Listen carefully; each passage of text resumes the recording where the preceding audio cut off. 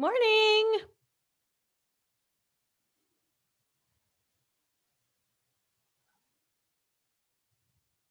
Good morning. How are you today? Are you ready? Good morning. Good morning. Morning. This is the early crew. I like it.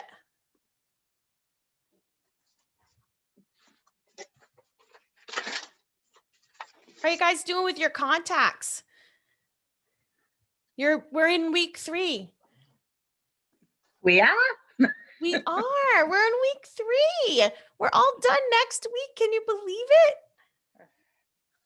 You can take this course more than once too. The first time, if this is your first time taking it, it's a lot to take in, and definitely take it multiple times or revisit sessions that, once you go and make a few calls and you put some stuff in, like it all starts to come together, right? The actions and the learning. So, okay. It's 8:55.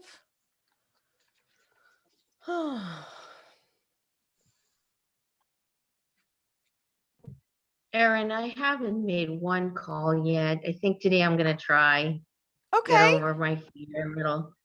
So I guess I'll just start with people I know and Yeah. So what's holding you back from making the calls, do you think? I guess like I don't have my business card yet, and I'm really scared. I haven't even tried Command.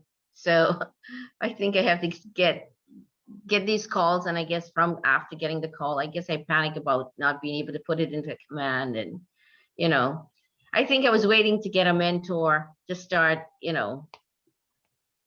but I guess I just should start. Yeah. So I think the thing about this business to always remember is that it's like we talk about 90-day cycles, right? So everything takes time. So in the time that you start nurturing those relationships as a realtor, right? So they know you in a different capacity because you had a different job for many years, right? So calling and saying, "Hey, I've got my real estate license. I joined the office with Keller Williams. I'm taking this great class. I've been going to open houses," whatever it is that you're going to do to have that conversation, right? It's going to take time. The idea that you're going to call somebody in today and say, "Hey, it's Erin with Keller Williams. Do you want to buy, sell, or invest real estate today?" Like, yes, I do. Right? Like that is not, it might be the third conversation that you have with them. It might be in a month. And in a month from now, you're going to be ready to do those things, right? You're going to have your business cards. You're going to have spent some time in Command. You're going to feel a little bit more comfortable with all of this stuff that you feel like you need to have ready. But now you're starting with the conversation. So the conversation is the place to start. And it doesn't need to be anything more than, I think there's a script in the Ignite, just, "Hi, I've joined Keller Williams. How are you doing? What have you been doing? How's the last year been?" It really doesn't need to be any more than that. "Would it be okay if I share my app with you when I get it up and running? Can you let me know what you think about it?" Right? Because you're starting with your family and your friends, or your former coworkers or your current coworkers, right?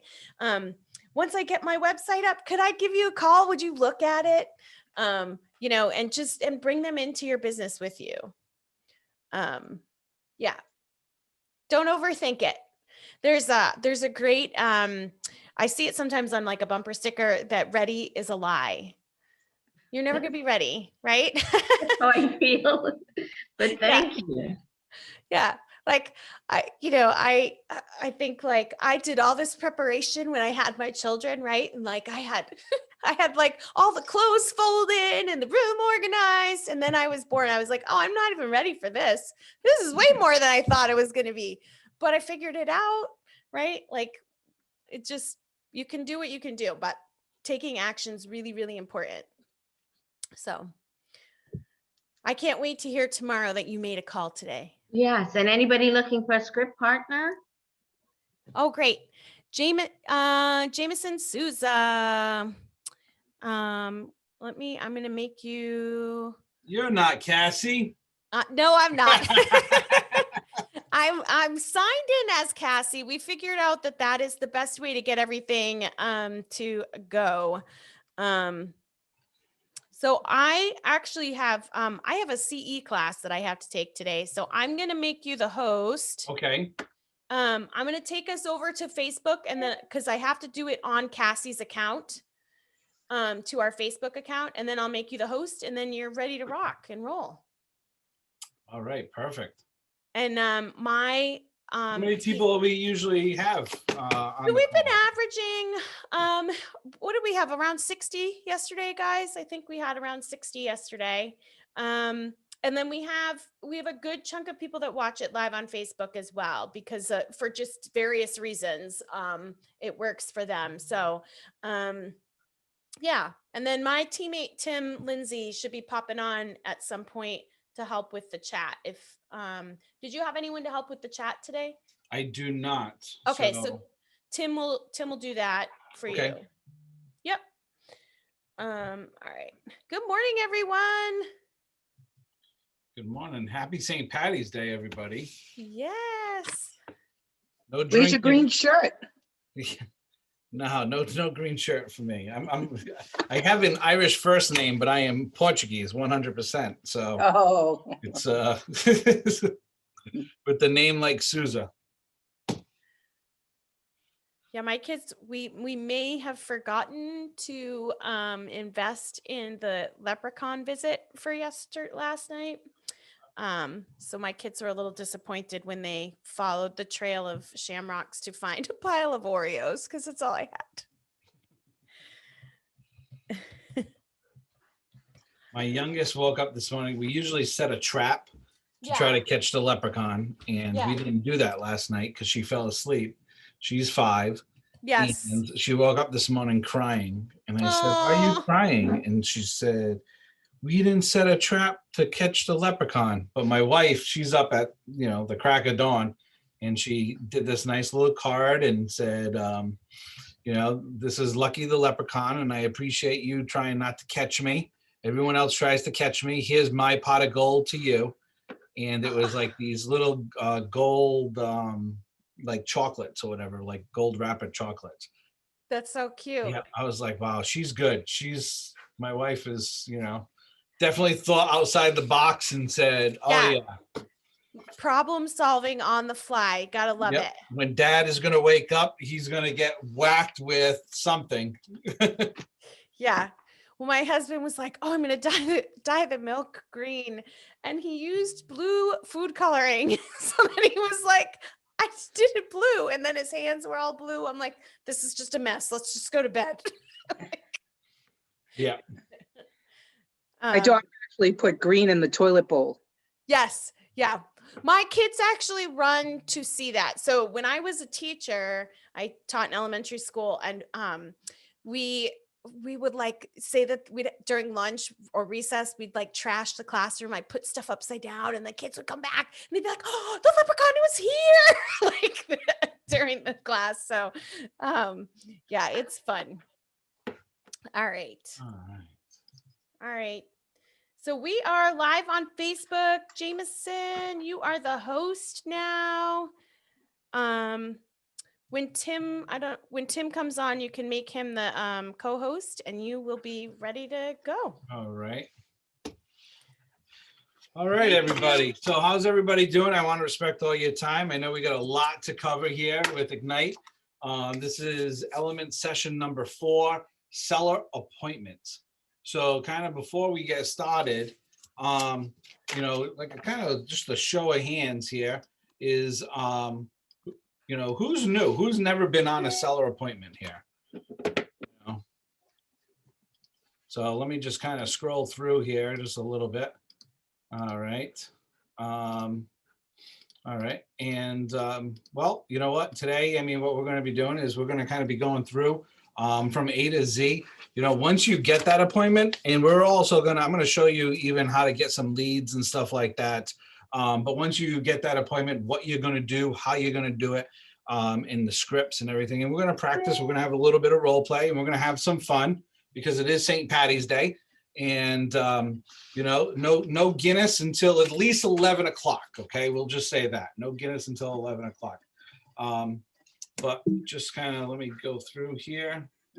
I am not very tech savvy, so I apologize for that. But like I was saying, so some of the things we're going to be focusing on is lead generating, right? For buyers and sellers. Everybody is finding buyers right now. The biggest problem is, right, how to find sellers, right? Is everybody having a problem? I mean, my whole market center, I'm the team leader at Keller Williams Southwood Tupper. I forgot to introduce myself to everybody, but my name is Jameson Souza. I've been in this role for about 4 years. We opened up this market center a little bit less than 4 years ago. We had 20 agents at the time. We're at 160 plus agents now, and we are #1 in our market share. So how we do it is we plug in. I tell people the more you plug in, the better you'll be at your craft, right? And the craft is, you know, being in business and being one of the elite business people. So when people are thinking real estate, they think about you. So it's always reminding people who you are and what you do, who you are and what you do, right? So if you're in a burning building and you're rushing out of that burning building and you're standing there watching that building burn, you know what? When everybody's safe, you're going to remind everybody, hey, who you are and what you do. People are going to need a home after that, right? So all my top agents, that's, you know, they are really, really good at that. We're going to go over the selling listing presentations, how to get those listings, making buyer presentations and get those listings off of the buyers, because a lot of people that are buying still need to sell. And we're going to, you know, we're going to just talk about a little bit about real estate, and we're going to learn about running your business, because that's what we're here for, right? Is running your business, show buyers houses, right? Negotiate contracts, transaction management to the closing. How do you handle that? Vendor management. So how to leverage your vendors. One great thing is what my agents do is they leverage the vendors right now.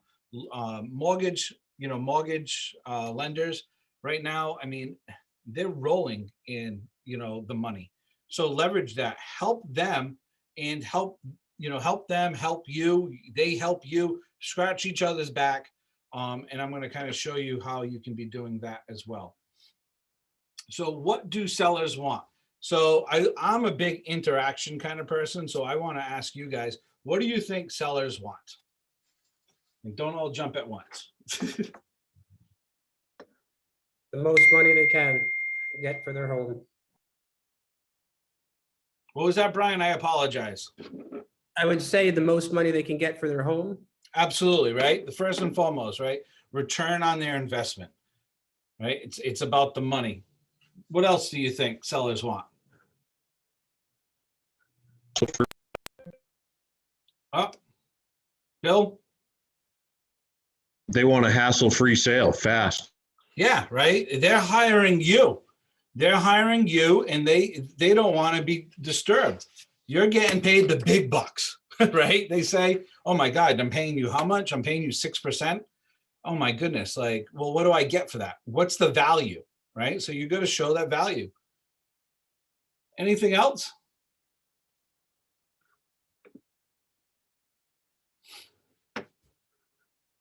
No? Right? Well, I think they want to trust you. You know, you look at NAR, and, you know, over 80% of the people, why they choose their agent is because they trust them. So you got to show them that they can trust you. And how do you do that? Is what you tell them, make sure you follow through. So if you tell them that you're going to get, you know, some information and you're going to call them by tomorrow, then call them by tomorrow. If you don't have the information, let them know, I don't have the information yet, but I'm still working on that. Constantly follow up, follow up, follow up, follow up. Right? So right here, okay? And by the way, can everybody see my screen? All right.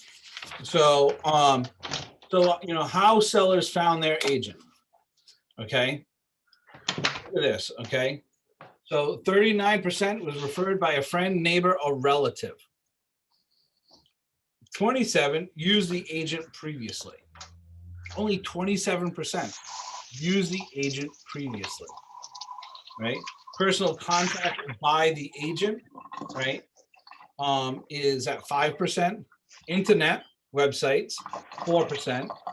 Visited open house and meet agent, 3%. Right, and I'm gonna just ask everyone, if you're not talking, just mute, and then just make sure you're muting yourself because I can't see everything. Oh, hold on here. All right. But first, Sounds like the coffee's ready, though. yeah, coffee is ready. I love that. I'm gonna need a water pretty soon. So referred by a friend, neighbor, or relative. So that's your SOI. Okay, that's your sphere of influence. So what you should be doing every single day, you should be at least doing 2 hours of lead gen. Okay, every day you should be lead genning.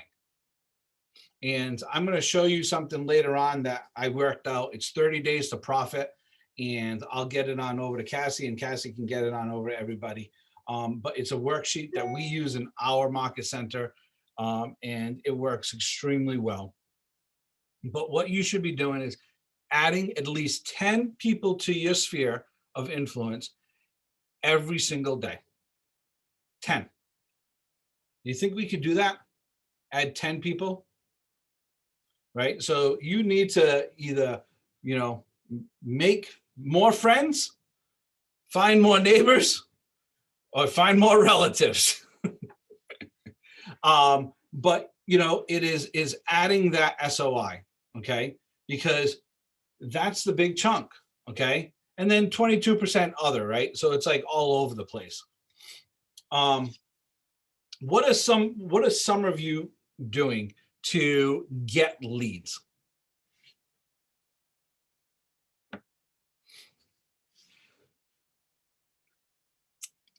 Nobody wants to. Nobody's I've getting been mailing directly to neighborhoods where I've had actual buyers. Yep. Good. Anything else? How are we getting leads? I sent out flyers to my neighborhood and walked around to introduce myself to people. How did that go?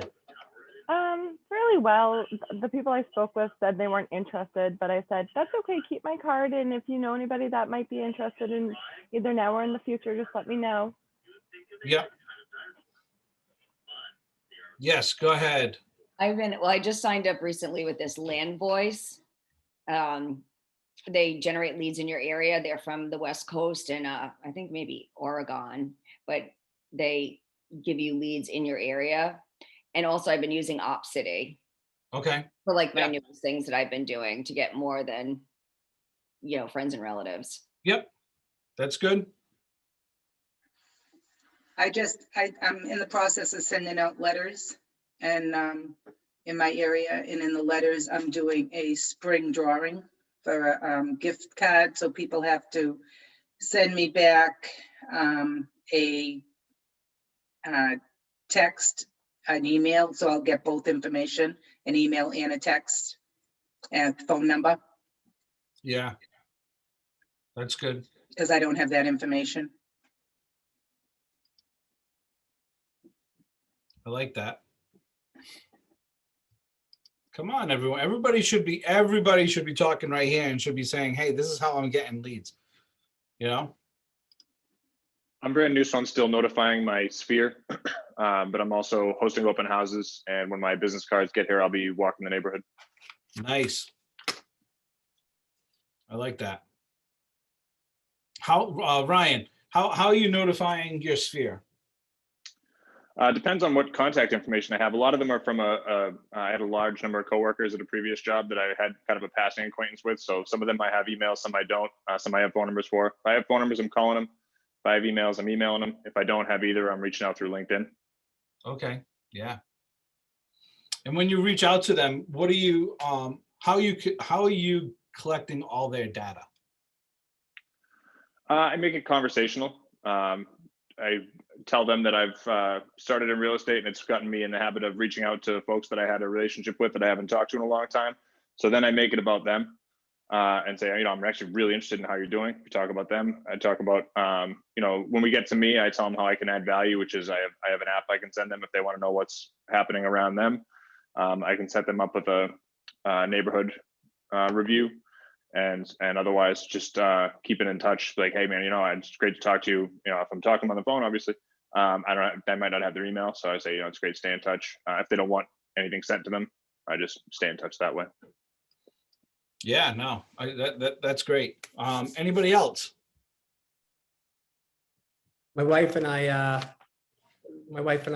run a nonprofit dog rescue, and for the past almost 10 years now, and we have basically anybody who's adopted a dog over the years filled out an application, and I have these thousands of leads that they've given us permission to contact them with any marketing that we're doing, or any follow-ups, or so I've kind of aligned myself with this, and I'm calling and doing well checks on these thousands and thousands of adopters, and just having conversation and letting them know that I'm giving actually $500 to every transaction for adoption. So if they're ever interested in adopting a dog again, just let us know. It's going toward the rescue.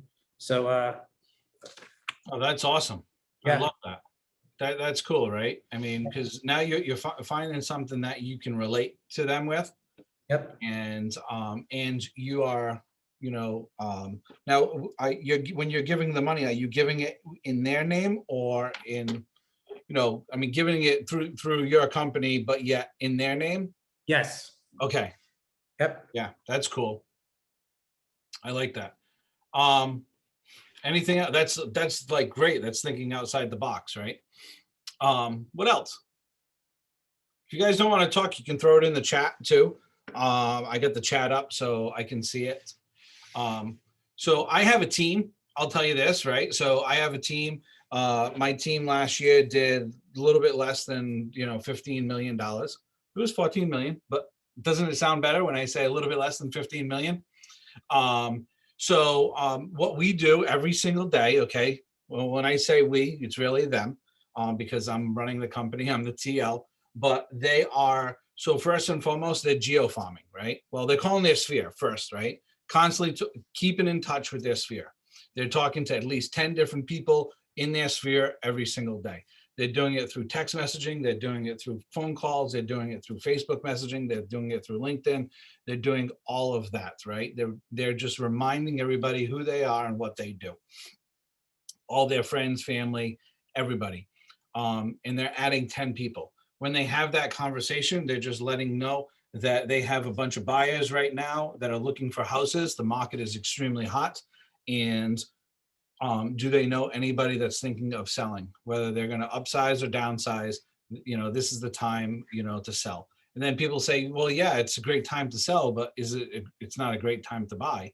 Well, actually, if you look at it and you talk to different lenders, it is still a good time to buy, because if they're purchasing a house with the interest rates that are currently there, they're still saving money in the long run. They might be overpaying $40,000, $50,000 for a house currently at this moment, but in the long run, with the interest payments that's attached to that mortgage, they're still saving money.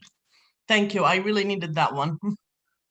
You're welcome, because that is the biggest roadblock we're hearing right now, right? Is, oh my God, well, yeah, it's a great time to sell my house, but where am I going to go? And how am I going to then buy a house and I'm not going to overpay for it? No, I understand. And that's where you have to have a good connection, okay, with your vendor, with a lender, to have that conversation with them as well, and to show them. So they're doing that, okay? What they're also doing is we do commands, we do campaigns, and we're bringing in anywhere between 10 to 25 leads per day. How we're doing that too, and we're spending $0. Spending $0. So how are we doing that? Once again, we're leveraging our lender, our vendors, and in the ad, we're putting them in the ad and they're paying for the ad. So in the carousel, where it's like 3 pitches, 4 pitches, 5 pitches, we're throwing them into the ad on that final picture. And then what we're doing is we're giving them those leads as well, and we're cultivating them on both sides. So, for instance, we have Movement Mortgage, we have Fairway. Those two in our team, they give us money every single month to run ads and to get leads. And we're calling all of them every single day. And then we're downloading that file once a week and we're handing it on over to that lender that sponsored. Then they're putting those people on a drip campaign that is co-branded with us. I have a question regarding geofarming, if you don't mind. Yep. So a geofarming company reached out to me and they offered advertising and targeted marketing. Yep. And they said their fee is like $250 a month or something. Do you think this is effective to actually implement? Well, I can tell you, you could probably do it for a lot less. In GeoFarm, I always tell our agents, before you start paying for leads, try to go do it yourself. Okay. And that's one of the things that we do is we geofarm. How do we geofarm? What we do is we actually see a house that went up for sale. So if it's 123 Main Street, okay, and it's the Smiths, we actually then go 10 to the left, 10 to the right, 20 across the street, and we knock on their doors, and we also put door hangers on there. And then what we do is we follow up with a postcard. We actually put the postcard in the mail the same day of all those houses that we hit. Mhm. And then from there, we try to find their phone number, and we then try to call them. Okay. So, I mean, it's the reason why we do that is what happens, right? If somebody lists their house, what is the mindset of the neighbors? So let's just say, 123 Main Street, we'll call it the Joneses, right? Because everybody loves keeping up with the Joneses. You ever hear that saying? Right? So now, okay, we'll say the Smiths now just saw the Joneses have just listed their house. And they go, oh, honey, look at, what the Joneses just listed their house for, $440. Our house is so much better. Look at these pictures. Like our kitchen's better. We have stainless steel appliances. They don't. We have a pool. They don't. I wonder what our house is worth. Without a doubt, they're thinking that. And what do? Typically, they go to that awful website called Zillow, and they look at the Z estimate. So if you're hitting them up as soon as it is listed and letting them know that you can do a market analysis for, no cost, no strings attached, a full market analysis,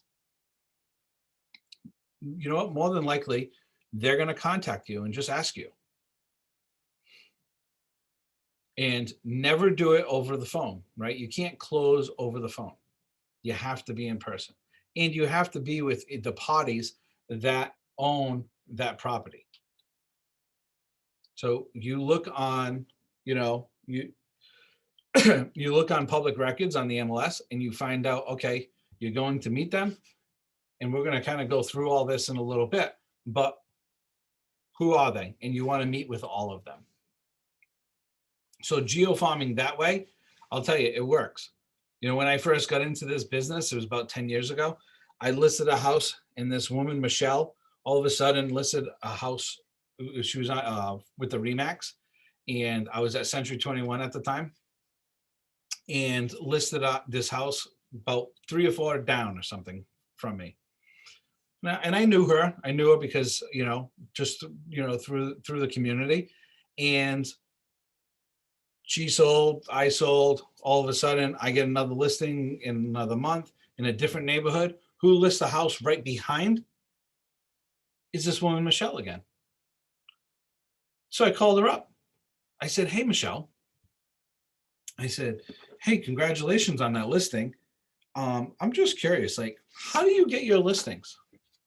She goes, well, Jameson, she's like, I just look to see what is going on the market, what hits the market. And then I just geofarm that neighborhood. And I've been very successful with that.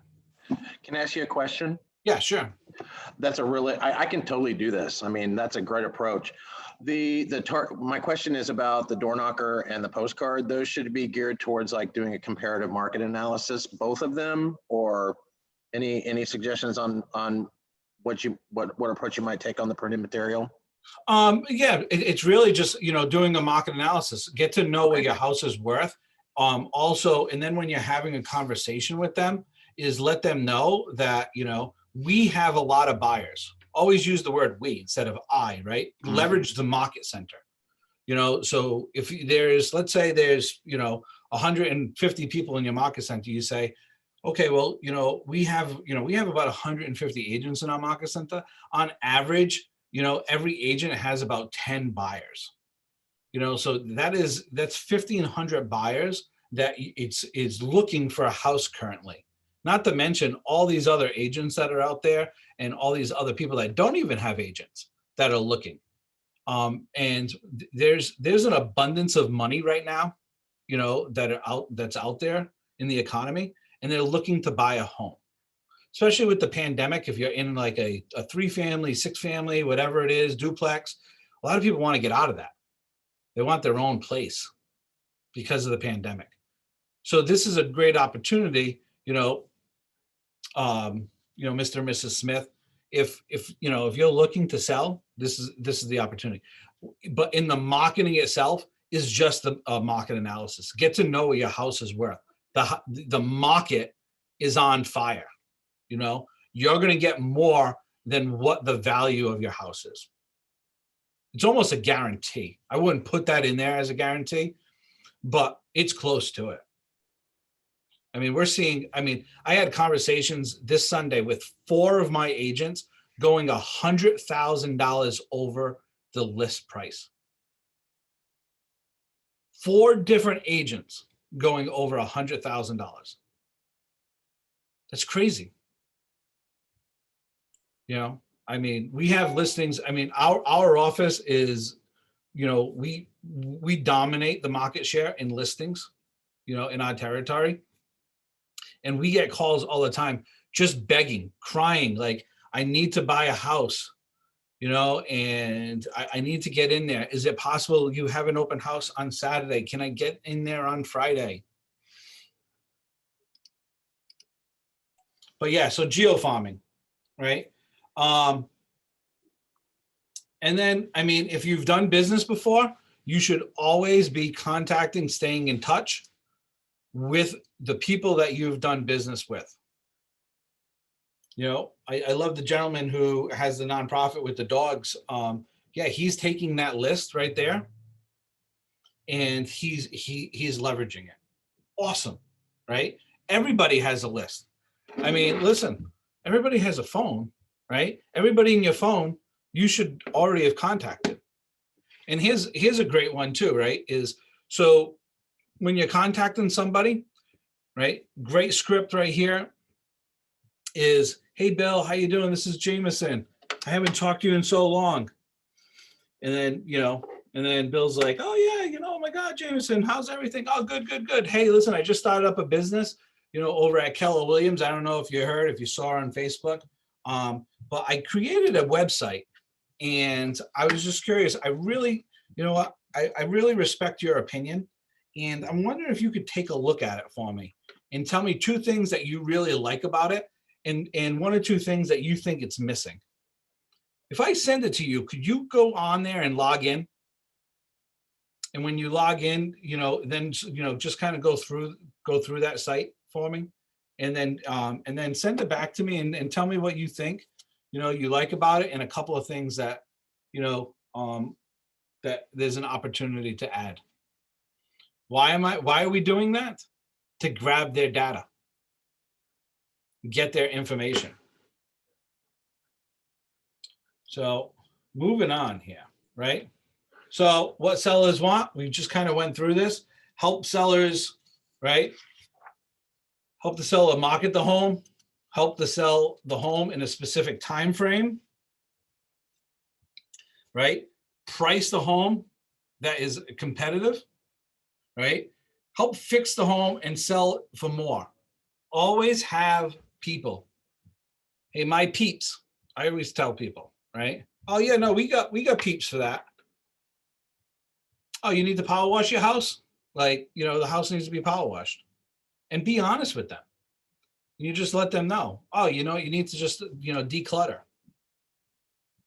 Who's been in a house and it is like the wall of fame of 20, 40 pictures on a wall of like all the family, like, accomplishments. It's awesome. It's the shrine, right? Especially, the grandparents, older people usually have that. But then talk to them and just let them know that, some of these things need to come on down. And, help find the buyer, right? They don't want to do the work. They do not want to do the work. So the process of listing, okay? So a pre-listing questionnaire, you can talk to them about, right? So hold on one second.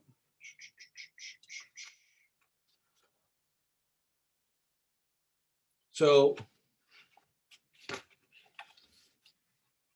what you want to do is you want to find out, okay, everything before you sit down with them.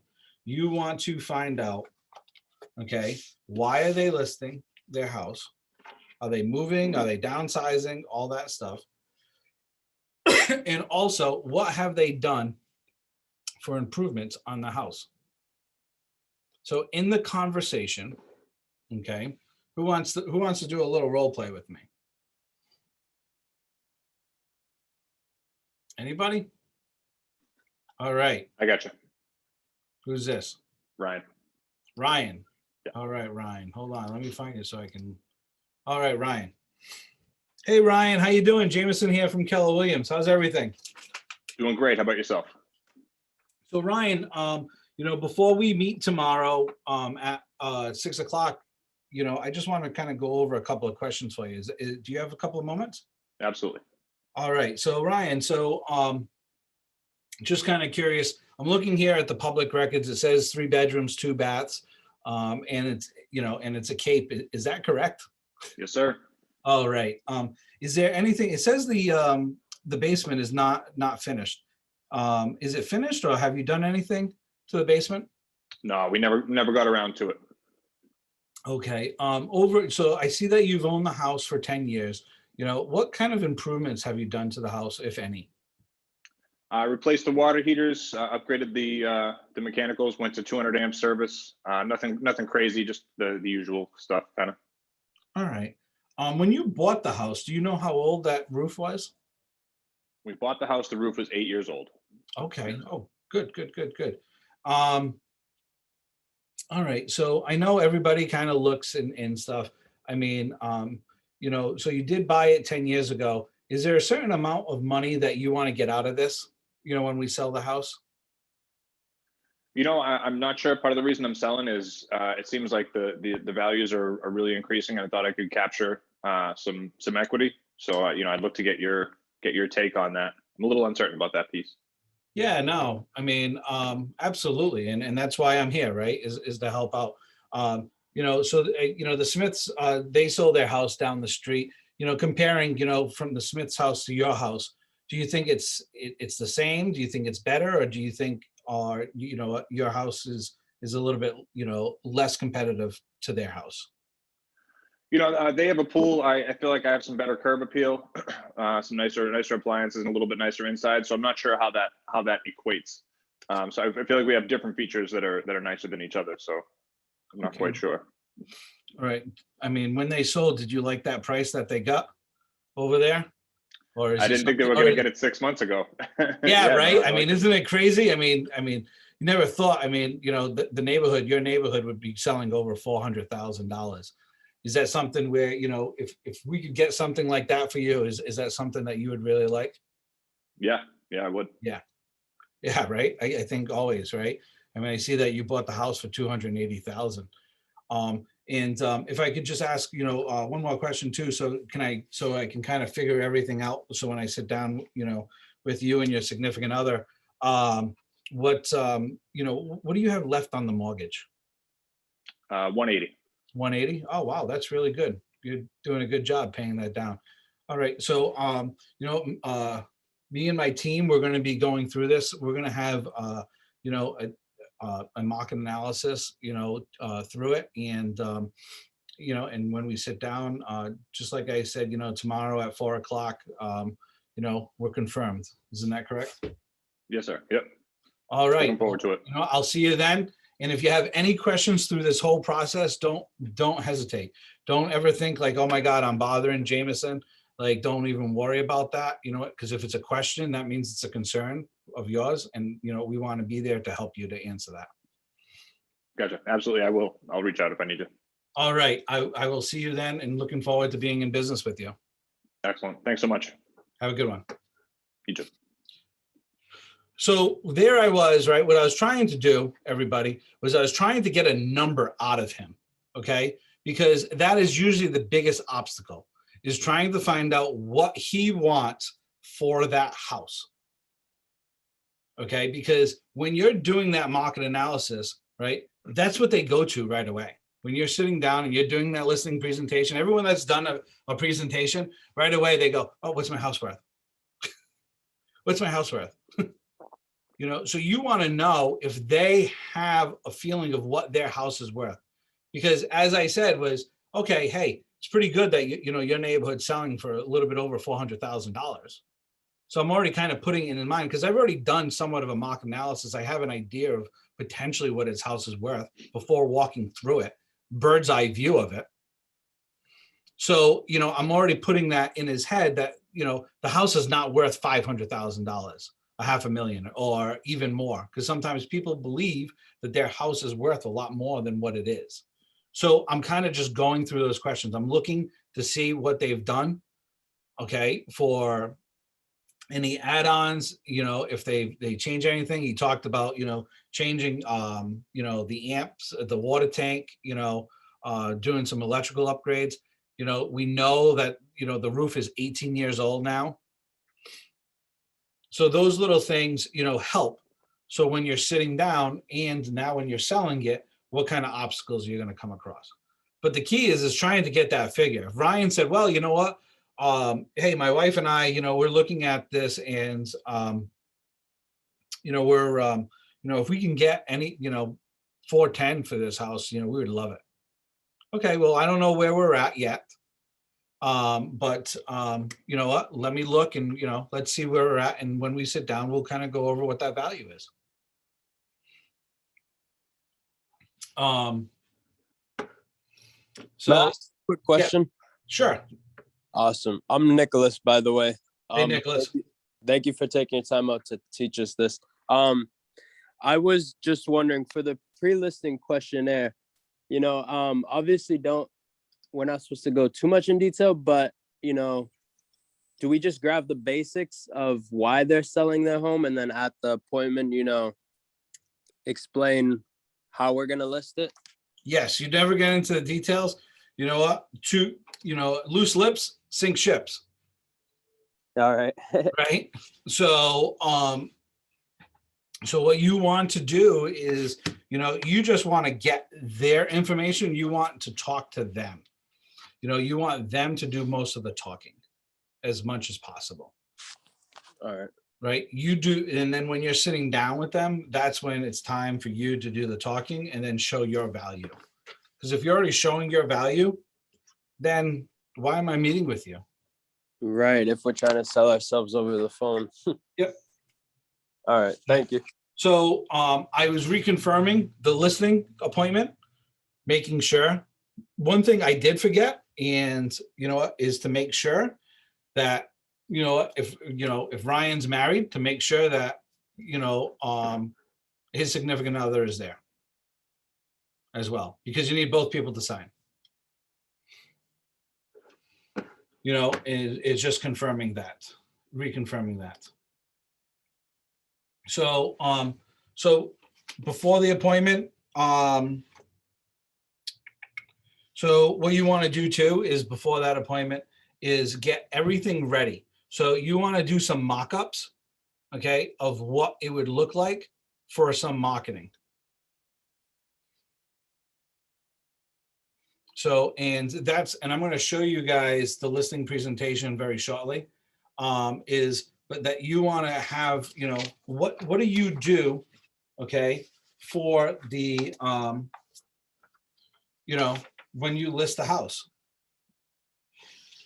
And then, right, when you get to the house, first thing I do is I try to find the connection I have with the person. So with that connection is, and how do I do that? Is right away is, hey, give me a tour of your house. Give me the 5-cent tour, the nickel tour. And when we're walking through that house, I'm looking around. I'm looking at their pictures. I'm looking at, you know, if they have any kids, you know, if they're younger kids, if they're older kids, maybe they were in the military. And I'm trying to find a connection that I can connect and have a conversation with. Don't forget their pets. Oh, their pets. Oh my God. Absolutely. Absolutely. Their pets, right? They got a dog. That's the most fun part. Right? Oh my God. I love dogs. I love dogs. I don't like cats. I'm sorry, everybody, but I'm just like deathly allergic to cats. Cats love me. Right? So, and I use the Ford method. Does anybody know the Ford method? Family, occupation, recreation, and dreams, correct? Yes, right? So I'm talking about their family. I'm talking about their occupation as I'm walking around and I'm looking, right? I talk about what they like to do, right, for recreation. And then what's their dreams? You know, if they're a younger couple, are they dreaming, okay, yep, they want to upsize, you know? I like this, right? So Bill says, you know, looking at their recreation picks like skiing and lakes and hiking, you know, so you can refer them to agents or resort areas for second homes. Hint, hint. All right, Bill, you're in North Conway. I love North Conway, by the way. Right. So, what you want to do is you want to find that connection. You know, my father is, you know, retired major from the U.S. Army. So if I see that there is, you know, something that is military, I talk about that. How I got brought up on a military base. If they have young kids, I have a kid that is, you know, I have 2 kids, 5 and 10-year-old girls. Talk about kids. It's making the connection. What you're doing is, right, there's objections already. They're looking at you saying, oh, this person is just here to make some money. What you're trying to do is create that trust factor. What does that trust factor look like? So using the Ford, right? Family, occupation, recreation, dreams. So what I want to do is I'm going to stop sharing this at the moment. And I am going to kind of go into one of my listing presentations. So hold on here.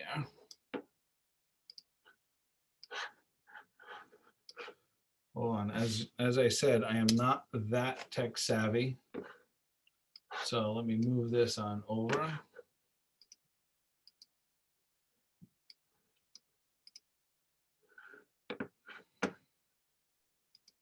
Can I ask you a question while you do that? Yeah, sure. I'm sorry, I didn't mean to interrupt you.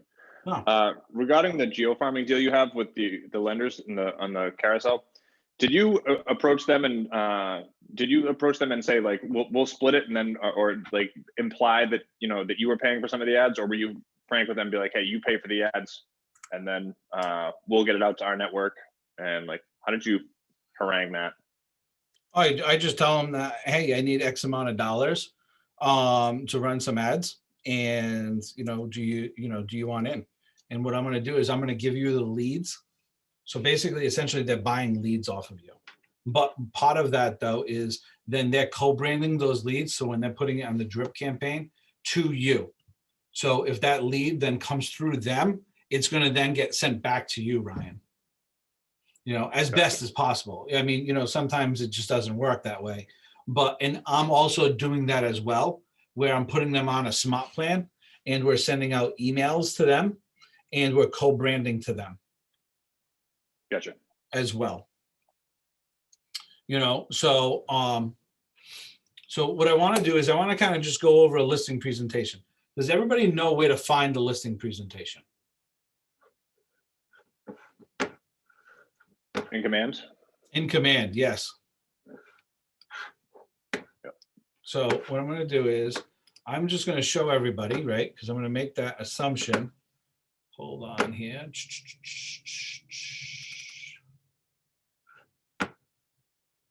All right. Can you guys see the Google page?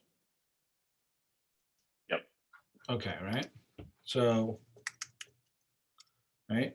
So I'm going to go into command. This is a little bit slow because when I'm in Zoom, it is a little bit slower.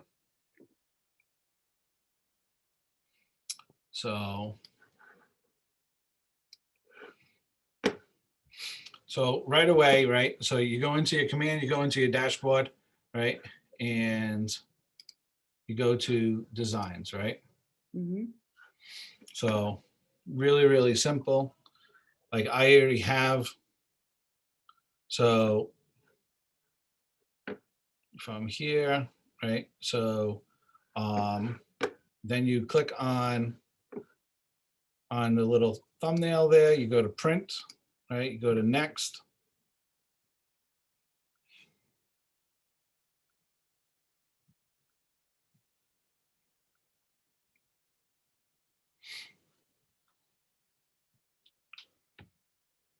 And this is the best way, right, for you to brand yourself. What I love about Keller Williams is you can be branding yourself all the time. Okay. So you go to listings right here on listing presentations. All different kinds of listing presentations are there. Okay. And you can pick through it. And I want to say there's about 32 pages that you can go through. Please, you can use 32 pages, but honestly, you don't need to. You can make it where it's about 16 pages long. All right, 12 to 16. So off of that, right? So in the designs, so you're going to go to that, but I'm going to show you now my listing presentation that my team uses. So this is the one for luxury. So we have some luxury homes, and you know we're really starting to push some luxury on over there. And so as you can see, so it's like 13 pages long. And so this is my group right here. So right away, I have the pictures of everybody. So, and you know, because they're going to see probably everybody throughout the process, or at least talk to them. And we kind of go through that.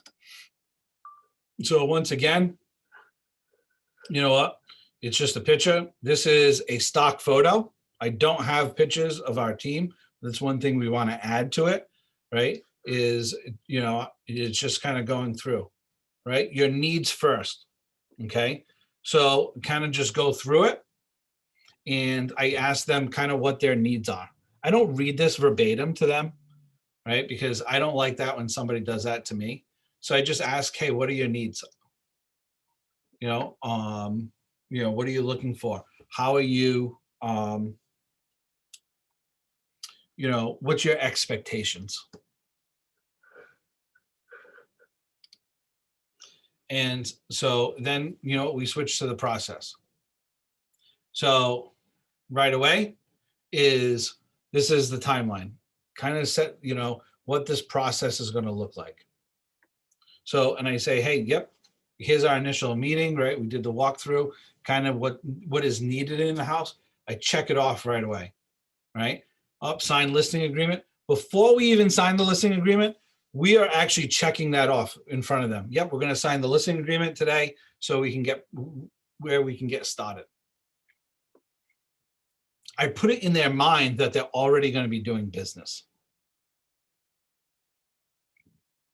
You know, because basically you have the assumptive close. Okay. And then you start talking to them about what you're going to be doing to prepare the property.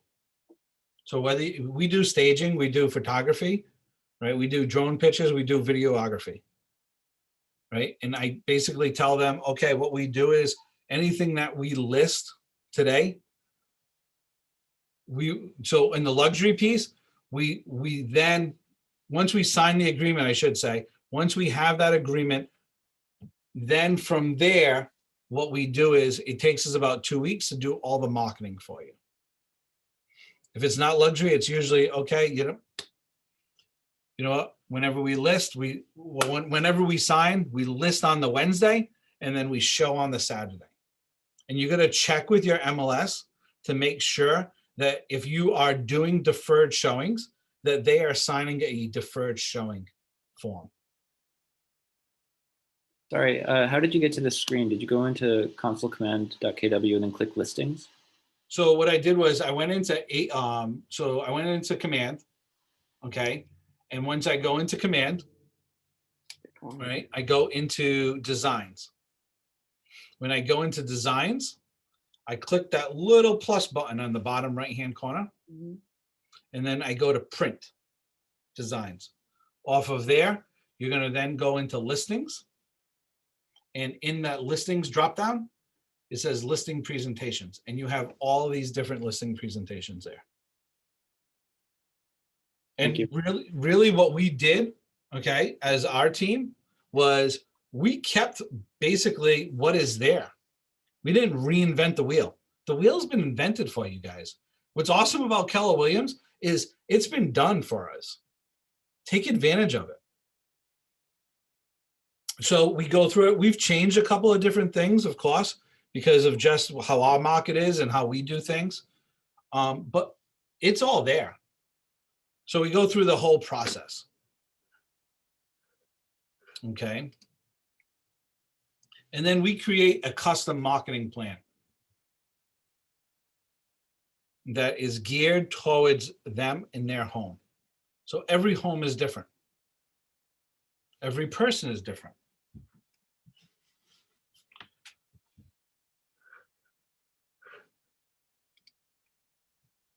And then we kind of go and we say, okay, how we're going to find your buyer. And we break it on down to them. And we break it down, you know, with internet, real estate agent, yard sign, open house signs, friend, relative, all of that. And how we try to integrate all of them. Because we want to try to hit 100%. The key in listing your house is creating as much foot traffic as possible. Not only physical foot traffic, but virtual foot traffic. And within the pandemic, a lot of it is virtual. So when someone, those pictures, the video, when they're walking through, is to make sure that they can feel that they can live there. And to create an atmosphere that people want to buy it. And if they don't buy it, and if they don't offer right now, they're going to lose it.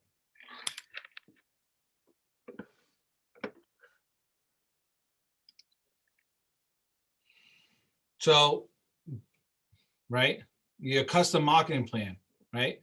What we do, smart, targeted networking. How do we target that network? And that's where we talk about, you know, command and campaigns.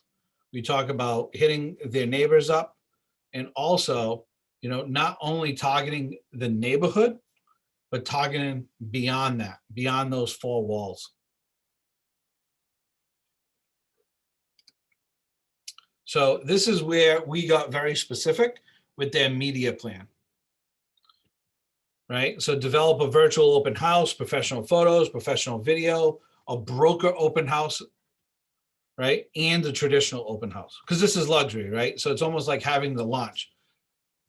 Somebody said there's a Netflix. I don't really watch a lot of TV, but there's something in California that they have like these launch parties all the time, these broker open houses, you know, and there's like these massive parties. And we talk about that. Right, the digital campaign to luxury buyers, a smart plan, drip campaigns, right? Using, you know, and this is just, we're talking about luxury, but this is the same thing. right? Social media ad buys. And then also looking, what you can do is in Command, when you go into referrals, you can see where the referrals are coming from and actually then market over there. So let's just say a lot of people from Knoxville, Tennessee are buying in North Conway. You can see that, and let's just say it's like 10%. So you're going to show them that, and I'll go through and we'll kind of, we'll navigate through Command in a little bit.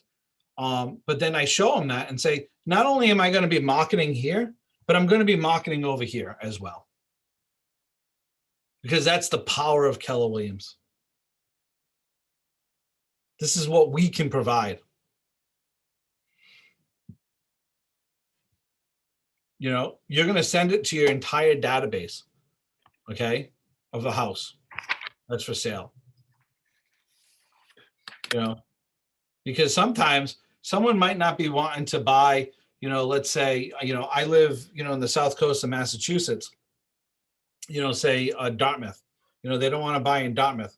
They just want to buy in, let's say, Somerset or Swansea, which is like 20 miles out.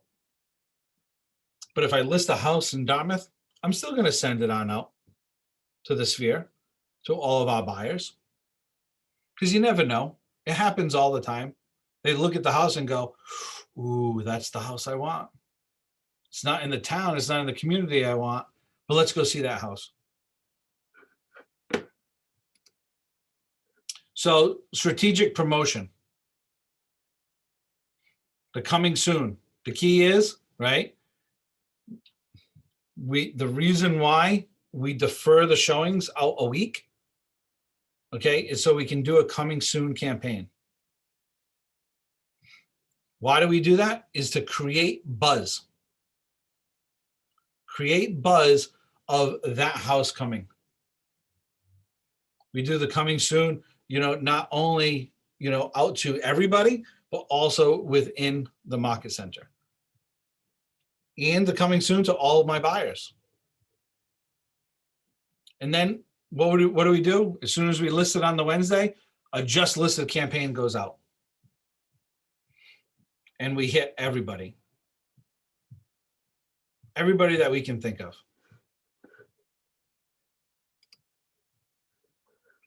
I mean, here we do a broker open house, because this is just the luxury one. But just an open house strategy. How are you going to do that open house? What is it going to look like?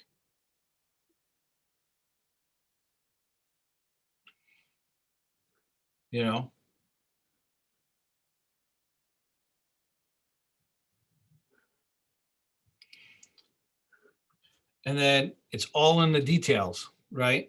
So we're going to have eye-catching yard signs. Your listing is going to be amplified, through Keller Williams listing service, through social media. We're going to door knock. We are going to door knock, like what I said about getting listings. We're going to leverage this listing to get more leads. Our goal is to get at least 2 hot leads off of every listing. And what are we going to do is we are actually going to hit 10 to the left, 10 to the right, 20 across. And we do that right at the coming soon. And sometimes before the pandemic, what we used to do is, let's say the open house is from 12 to 1. We do an open house at 11:30 for the neighbors. Now, right now, a lot of people don't want to do that because of pandemic. The reason being is actually to create more buzz for the house. So when people are going in the house, there's already an abundance of people there. Currently, you don't have to do that. But also, what we do is that's when we ask the questions to the neighbors. And we get to know the neighbors and we get their data. So then we can put them on a drip campaign. Jameson. Yes. I'm new. So let's say I go out and I'm prospecting to either a family member or an old client. And they're like, you know what? I do want to list my house right now. Yes. I haven't even made any yard signs yet. What do I do at that point? List it. List it, but I don't have List a it. sign to put in. So what would your suggestion be on that? So you can get those, you can go to Staples and get, like, you know, those political signs and stuff like that. Yep. And just throw one of those Coroplast signs for the time being, you know, and just let them know, just saying, hey, you know what, my signs are actually, you know, I'm changing things up on my signs, and they're getting printed, but I'm gonna have a temporary sign in here saying, hey, coming soon. You know, what we also do is, so this is something where I was at family reunion several years ago, and I wish I could remember the agent, but the agent had something around like 87% of the market share of a community. And she was only in business for about 3 years. And she was selling about $70 million of real estate, almost in one community. And what she started doing was, every time she had an open house, she would put out 40 signs. 40, because I know I have a little bit of an accent down here in, you know, south of Massachusetts, right? So 40 signs. And even if there was just one house that she was listed, she would start off either at the church, okay, or at the supermarket with arrows going every different way and going to that house. What do you think that did, everybody? It got their attention. It got people's attention. It was perception, right? Perception breeds reality. So what people started doing was saying, oh my goodness, like, I need to give Jameson a call. Look at how many open houses is he having this week. When truly she was having one open house. She went from selling one house to selling over 600 in the community. So how did she put in those signs that says open house but doesn't point to the same house? So it was the same. It was to the same house. It was just arrows. So what she would do is she would print out a Google map of the neighborhood, of the entire community, and she would, if it was on a Saturday or a Sunday, she would do the supermarket, and if it was on Sunday, she would do the church. Okay, and that's where she would stop, and she would literally put the signs, you know, sign here going right, sign here going left, sign here going left, sign here going right. And all on these main drags all over the place, going to that house. Yeah. Just arrows everywhere. Don't you need permission to put signs up like that? So she was putting up for an hour, 2 hours, and she was putting them up on public property. You know what I mean? So right at the corner. And if she wanted to hit a house that she wanted to put a sign in, she would knock on the door a couple of days prior. Hey, listen, I'm having an open house down the street. I'm wondering on Saturday, could I place this yard sign in your yard for a couple of hours, please? So now she's making a connection with that other person. Oh my God, I appreciate it so much. Then she would write a handwritten note to the person. Thank you so much for letting me, you know, put a yard sign in your yard. She got to know the entire community that way. That she just kept on putting those yard signs in the corner of their yard. And she would be like, hey, Bill, how you doing? Hey, Jim. Hey, Dolores. You know, because perception, and then all of a sudden, she had 87% of the listings in that community were hers. Because she created a reality for people. That perception breeded reality. She flooded the market. Jameson, I have a quick question. Yes. And I'm sorry if the question sounds silly, but no question silly. If you're placing signs out like that, open house signs, listings like that geographically, let's say, you know, if it's like 2 mile radius from the actual home, are you able to list the address and time of that open house on that sign, or does it just have to say open house this way? Nope, open house this way with your brand, with your phone number. your website. That's it. Because you're going to reuse those signs. You're not going to buy Gotcha. 40 signs every single time, right? No. So, and then what she ended up doing was she then ended up hiring, you know, a young lad and gave him the Google map, and he would go out there Saturday morning and Sunday mornings, and he would make some dollars. You know, it was actually the kid in the neighborhood that used to cut her grass. And then she ended up hiring him a part of the team. And then he was a runner for a bunch of stuff as well.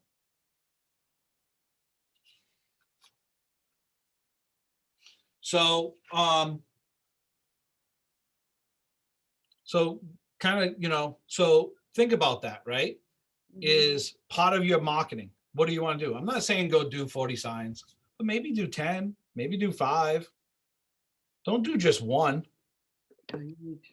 right? You need to leverage your listing for more leads. Right? I'll say that again. You need to leverage your listing for more leads. The goal is to try to at least get 2 leads. I think the other thing too, Trevor, for your question where you don't have signs yet, your market center may have generic Yes. signs that's just got the main number on there that you can use until your signs come in. You may need it for the first time. Thank you. Yeah, thank you.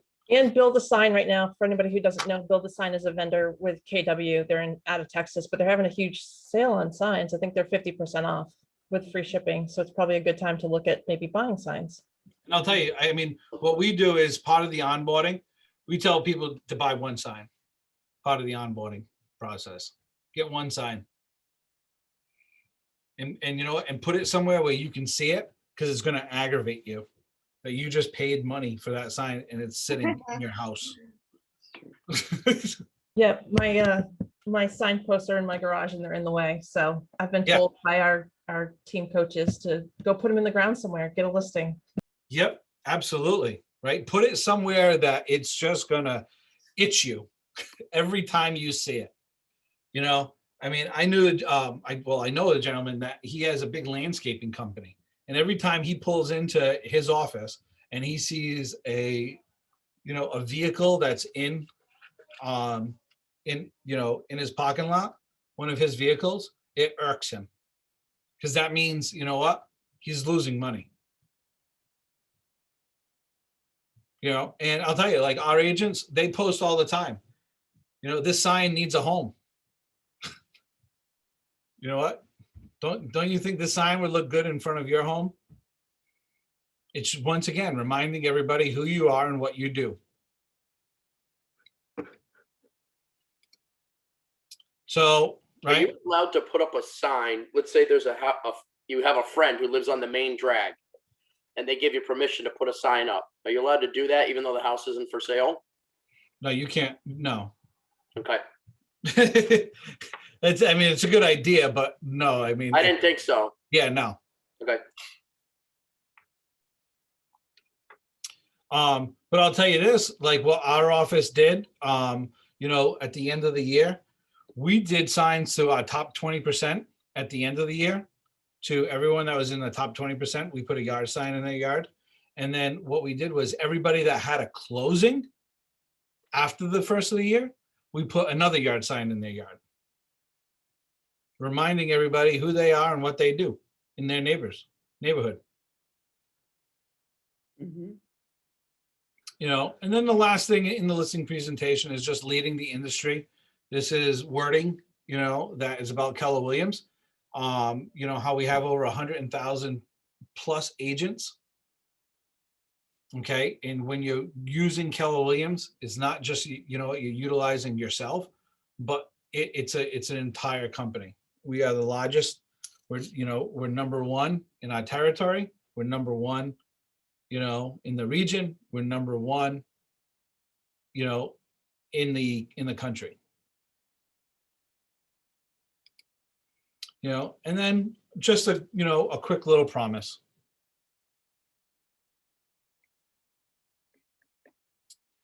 So some ahas, everybody. Yeah.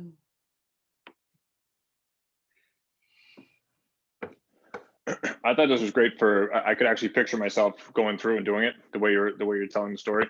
So I thought it was really, really informative for that. Great tips on farming the neighborhood. I took notes on, 10 on the same side, 20 across. I'm not necessarily going to buy 40 signs right now, but I get the spirit of the idea. So great examples. I think it takes the stress out of having to think about anything what you're going to be saying. Actually, I'm doing the same thing like I'm on a listening presentation. It just makes it very simple. And I really appreciate your straightforward approach. Very helpful. Yeah, I thought it was very informative too. I was a little kind of all over the place with the listing presentation and what to do. Like it seems like a lot. I needed something in perspective and lined up. It actually gets you a little more excited about it instead of nervous. Yeah, great. Keep it simple, right? It's that whole, I remember it was a 7th grade history teacher. And I learned from him, there's 2 things I learned, right? The word assume, right? And then he wrote one time, kiss on the board, right? When we were doing a report. And he's like, I don't want war and peace. And I had no idea what war and peace was and stuff. And he said, keep it simple, stupid. I don't think teachers can say that these days, the whole stupid thing, but yet keep it simple. Yeah. It's just putting it all together for somebody. But I didn't even realize those templates were there. So that was good to see that. So you just go into them and kind of make them your own. Yes. Yep. And I'll tell you this, right? So we learned, and my agent service director, I didn't yell at him, but I was just like, oh my God, why didn't you tell me this? When you go in there, you actually have to save every single page. When you have to add the page to your presentation. Okay? Because if you just go into the page and you make edits, it doesn't save it. Okay. So, we did it all, as a team. It was a Saturday morning and we went through it, and, and there was Steph who does all the paperwork and stuff, and she's typing it, blah, blah, blah, and doing all that. And then we went back the next day and none of it was there except the first page. So it was like, here we go. So we actually dumbed it down even further because we didn't really want to go through it again. So when you're doing that, make sure that you're actually adding the page, and then it automatically saves now, but you need to add the page. And I want to say there's like 32 pages of a template there. Jameson, would you mind showing us that? I was actually having the same problem yesterday. I was trying to put together a buyer presentation just to, have it kind of already done. And I ran into the same problem and it wouldn't save anything. And I couldn't figure out how to add the pages. Could you just give a quick example of how to do that, please? Sure, absolutely. Great. Thank you for asking. So, where am I here?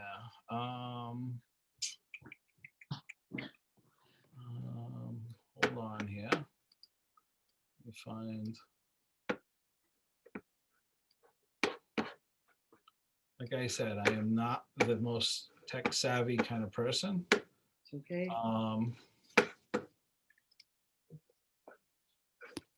Okay. All right. Do you guys see my commands right over here? Yes.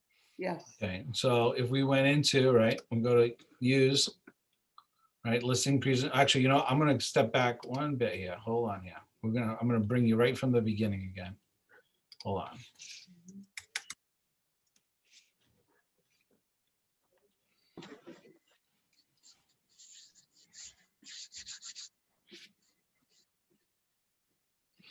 Here we go. All right. So here it is, right? So you have all your applets right there, right? So I go into designs.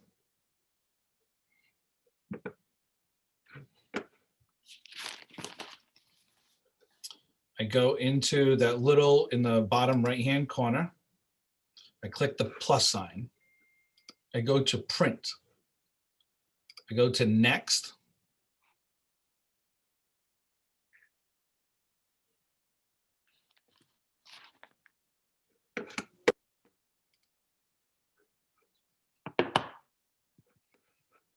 And then, all right, I go to use.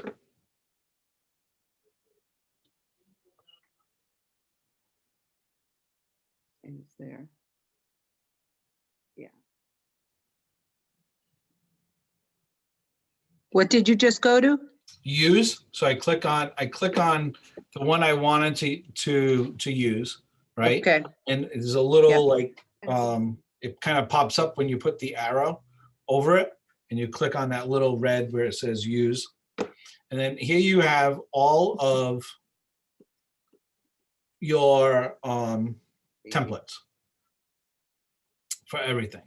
There's buyers in there too. There's a buyer presentation as well. Okay. Yep. And I'll go back to it. But when you want to add, right? So see this little add new page? Yep. I didn't even do that.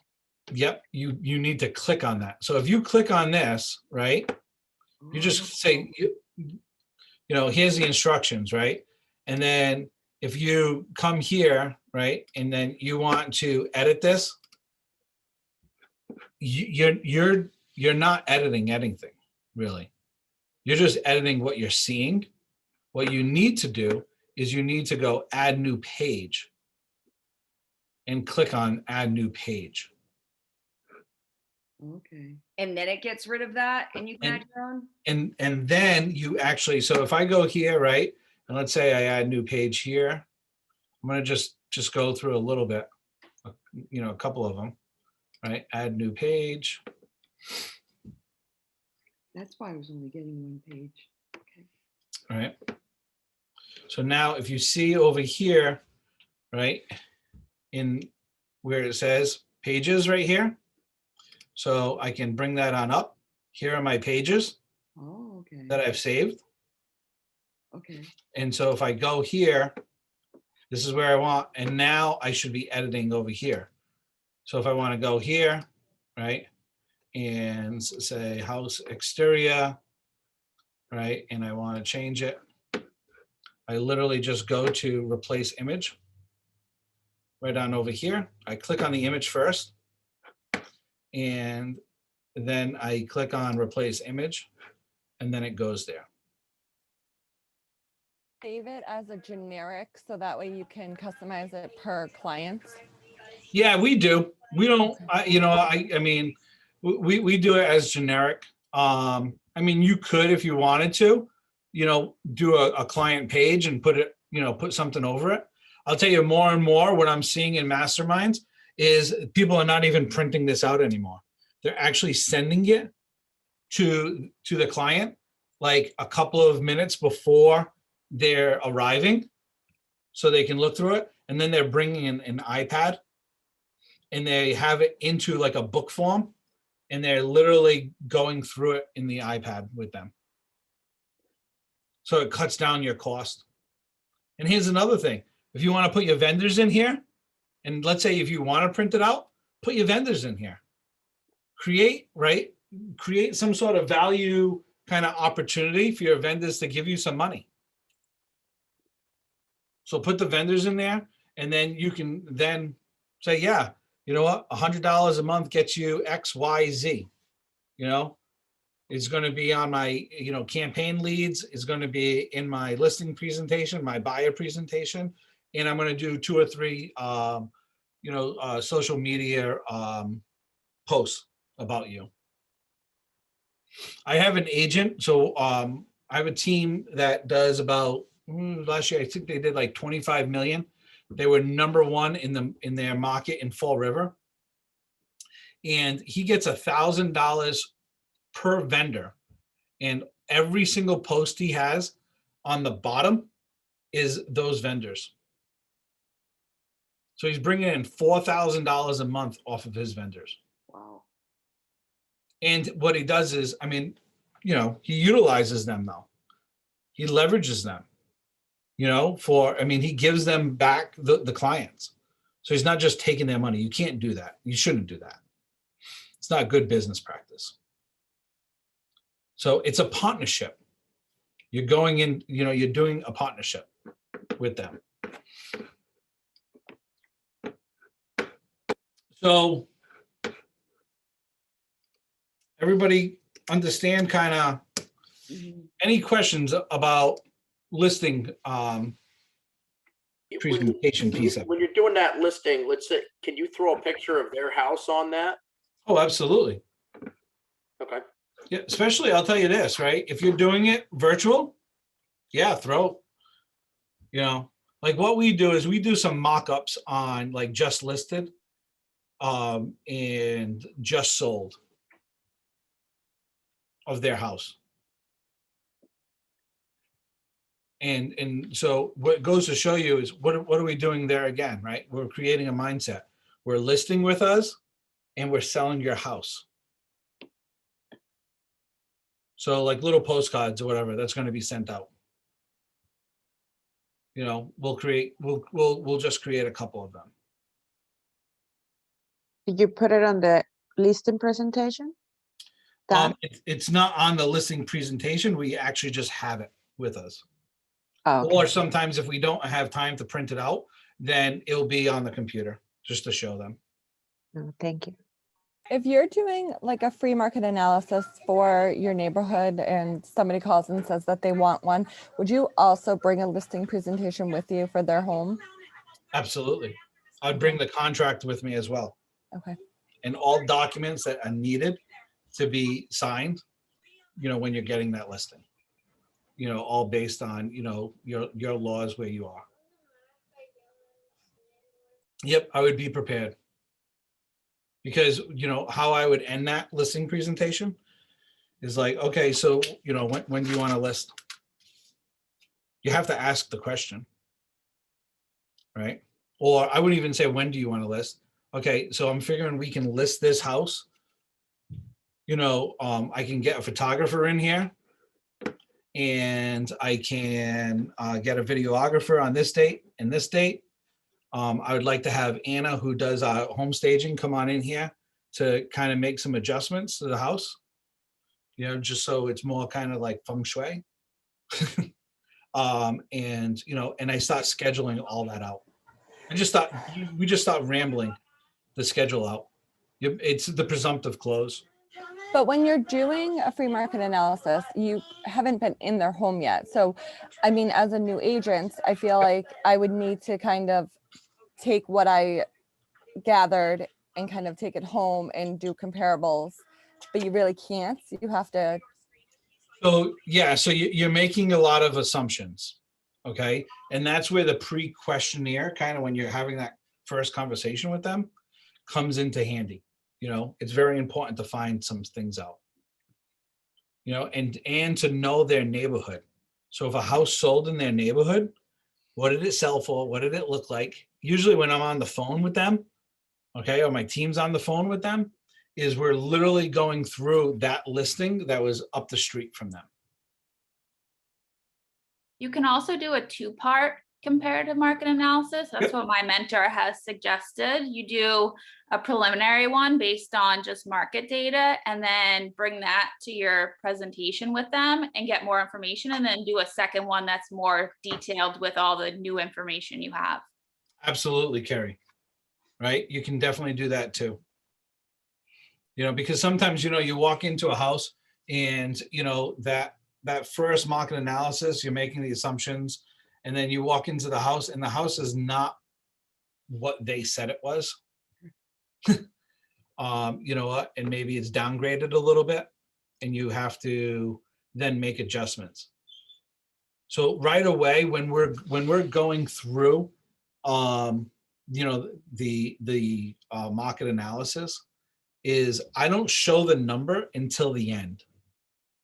I kind of go through that whole market analysis of everything, how we got to that number. And I keep on reminding them, this is a bird's eye view because this is the first time we're seeing the house. Especially if once I walk through the house and I realize that number that I have on the market analysis is wrong. Have you ever asked them to do like a FaceTime and walk around the house? We haven't, but that's an idea. You could do that, Trevor. Okay. But you know what? There, right? What are you doing? You're not in front of them again, right? So you want to be in front of them. You want to be belly to belly because you want them to sign. I mean, I know it's different with the pandemic and you might want to do that and they might feel safer that way. I mean, just for the preliminary to just say, hey, so I can get an idea what it looks, what the condition is inside, so I can just do a quick market analysis, and then we'll go into detail when I'm there. Yeah, I mean, listen, whatever, everybody has their own method, right? So, but a lot of times when you're doing that market analysis, you can pretty come close to what that house is going to sell for if other houses in that neighborhood sold. And right now it's a little bit difficult because not a lot of houses are being listed and being sold. So you're kind of just, you're moving, it's a moving target. So you shouldn't tell them that you can tell them that you looked at things online, got an idea what the house is, but you do not tell them you have any number at all.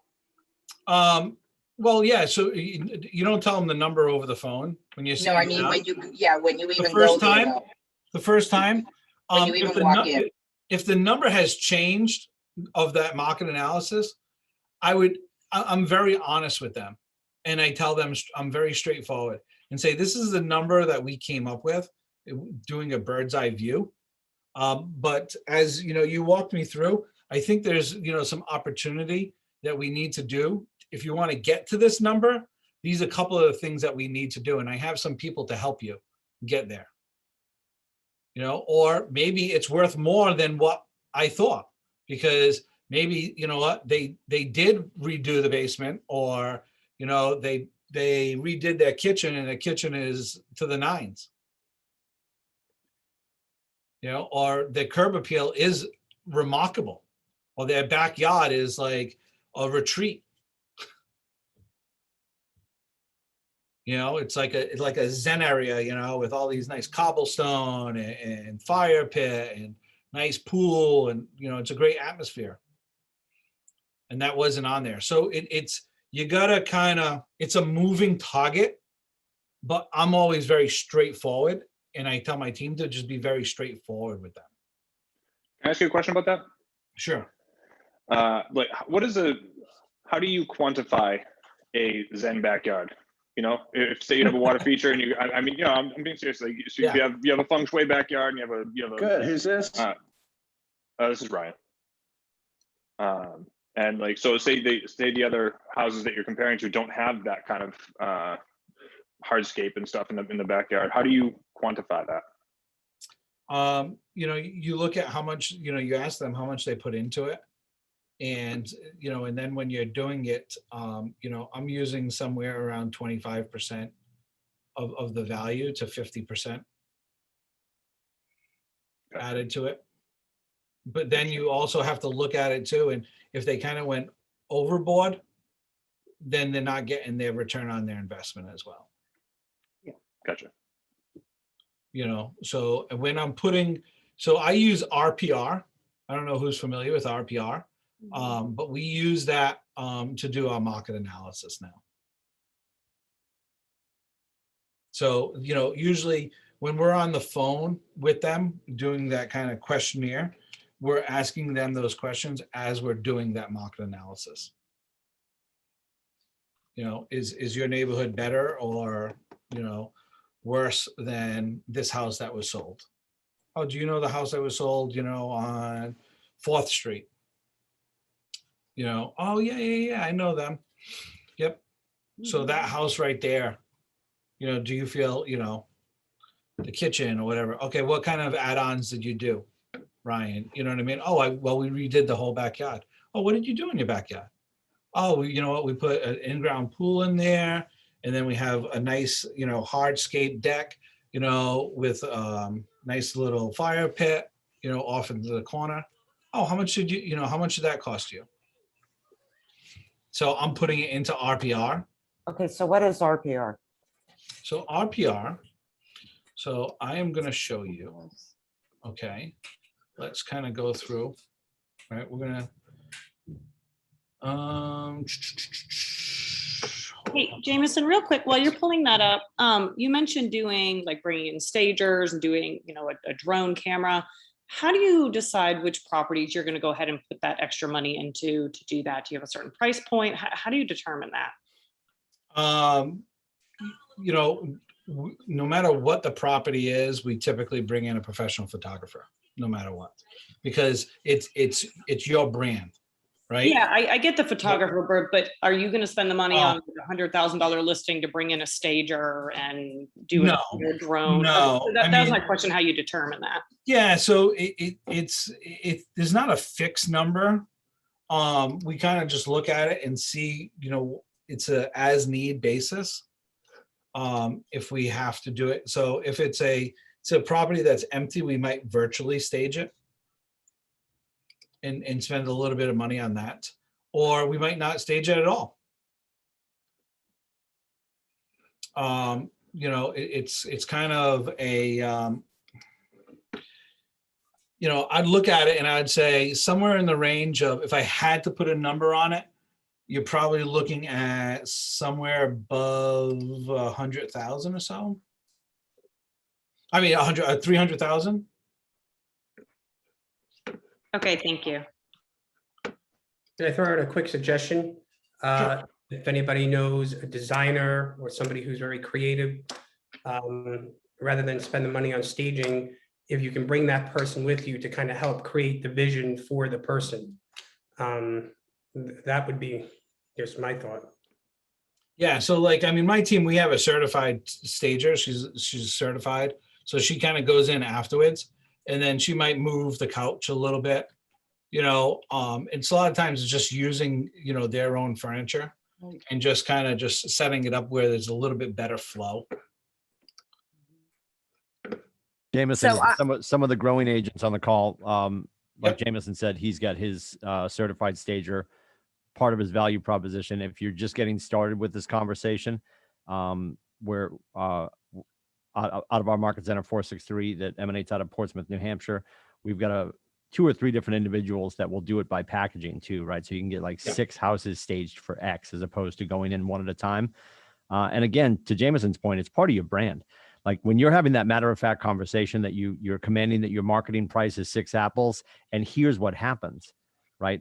And these are all the things that happen, because honestly, if you're getting houses sold, and I know some of this conversation is sort of out the window with the present market, we're getting homes sold faster for more money, and this is how we do it. I think without fail, to Jameson's point, like the photography, please don't use your great uncle's iPhone 2. It's just That's it, right? And to Jameson's point too, we had a great agent up here in New Hampshire. Her name is Bree Stevens, LakeLifeRealty.net.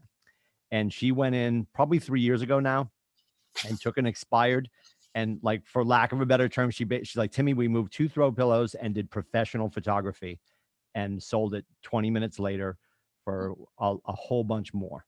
And it rotted at its current price just because the story that you weren't telling online. This is everybody's first opportunity to see the house. And especially now with COVID and what we just did in the last year, a lot of you leaned into video. And if you can make that video tour their first showing, and the second showing is them falling in love, you know, their first physical showing might be their second showing in their minds, and the offers are coming in fast and furious, I know, but you're going to get better quality offers because people are more in love with the house because you told the story at a higher level because of staging and photography. Yes, Tim, absolutely. I mean, leverage your market center, right? Leverage, you know what, your ALC, right? Because your ALC, they're in the top 20%. They have a lot of those vendors already, right? And talk to them. Talk to them about what they're doing and how they're doing it. You know, we have a top 20 mastermind. So we have it twice a month, right? And the first one it's for the top 20%. The second one is the top 20% and everybody else invited, for everyone else to hear what they're talking about and how they're doing their business, because we want to share that. That's what I love about Keller Williams. Like, you know, I would listen, 4 years ago, I was at Century 21, and I'm not talking bad about them or anything like that, but we never shared one thing. It was like the Bill Belichick model, right? Just everything is close to the chest. But Keller Williams is like, no, hey, the wheel's been invented. Let me teach you how to spin the wheel. And that's what's great. I love it, you know? So here is my my MLS, okay? So I know everybody has a different MLS. This is Massachusetts one. So I have RPR. So RPR, it's a quick link, right? So it's NARRPR.com. Okay, and it goes, right to, right to this page, right? Because that's how I have it set up. So let me put in a address. All right.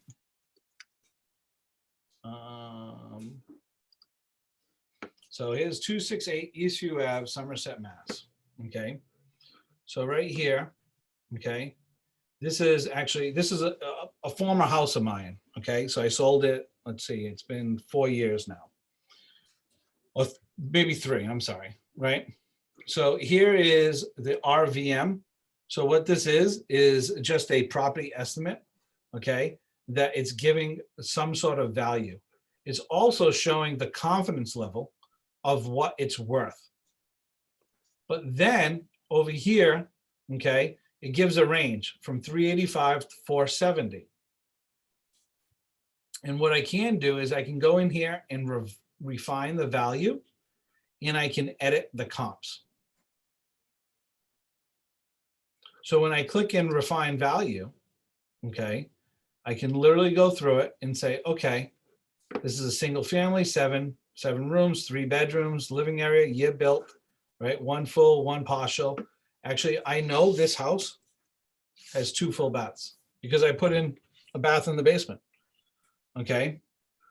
And So then, that's in that circumstance, that's why you ask the client if they've done any upgrades or anything like that, because you're just taking information off of Naren and yep, then the public records. Yep. And this is why. So we're literally in this as we're having the conversation with them. Okay. And then I ask them home improvement. Okay. What kind of home improvements did you do? And it's all here for you. Okay. And then, and then we're looking at the local market conditions, and we're adding, the market is extremely hot, right? So exterior condition, is it inferior or superior of the houses that sold? Oh, so, 408, Eastview just sold, Mr. and Mrs. Smith. I'm just curious, like, do you see your exterior in a better condition than 408 or in a worse condition than 408? So then I literally go through this and it starts changing the value for me. It takes the thinking out of it. Before, in the old fashioned way, we would go into the MLS, we'd do a market analysis, and then we would start adding figures, 2,000 here, 5,000 here, whatever it is. This program does it for you. And then it kind of brings in the value. But sometimes it overvalues. I just want to throw that out there. So now you have to then bring it back down by the comps. Jameson, you make a great point, because the sellers are hyper emotional about their home, right? It's not a house to them, it's a home to them. They poured their blood, sweat, and tears if they made a lot of changes, to your point.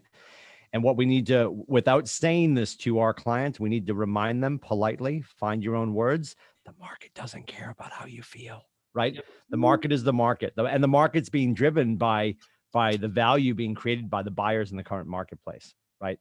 And again, a lot of this stuff is tough. Like for Jameson to try to put a pin on this conversation today is really difficult, because Bill Barbin mentioned in the comps in the chat, I should say, that it's really difficult to properly price a home right now. What we know historically, Gary says this all the time, it is impossible in any market to underprice a home, because the value will always be driven up by the conversation in the streets of the buyers, right? And right now, in the last, Jameson, if you agree or disagree, I think in the last year during COVID, you almost got to a point where you sat at the kitchen table, you're just like, you know what, Mr. Lindsay, I don't know, whatever you want to throw against this, like, let's just throw some pasta against the cabinets and see what sticks. Because have that conversation, Tim, all the time with them. Yeah.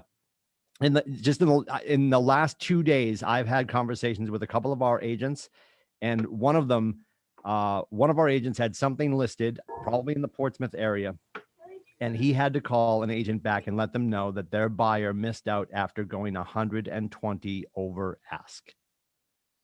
22% over ask. I'm sorry, Mr. Lindsay, you lose. Good day, sir. Right? The walls have to be washed. I'm quoting Charlie and the Chocolate Factory. If nobody's getting it, cool, awesome. So I mean, it's out of bounds right now. The conversations that we have to have with these people, and we have to remind ourselves to politely say to them, the market doesn't care about your feelings, right? So I love that tool that you're using, Jameson, in that conversation, and it's baked into the listing presentation in Command now to go through and do those comps. Like 44, here's the kitchen in 44 Oak Street. Here's the kitchen in 88. Where do you think yours fits in the current conversation? Because they're, as soon as we go live tomorrow, Mr. Lindsay, they're your current competition. This is who we're up against.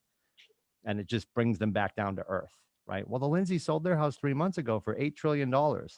Cool. Yeah. And 2 years ago, that was $385,000. And we don't know when the market's going to change again. We just have to stay active in the conversation and make sure that we're educating our sellers to the best of our ability, right?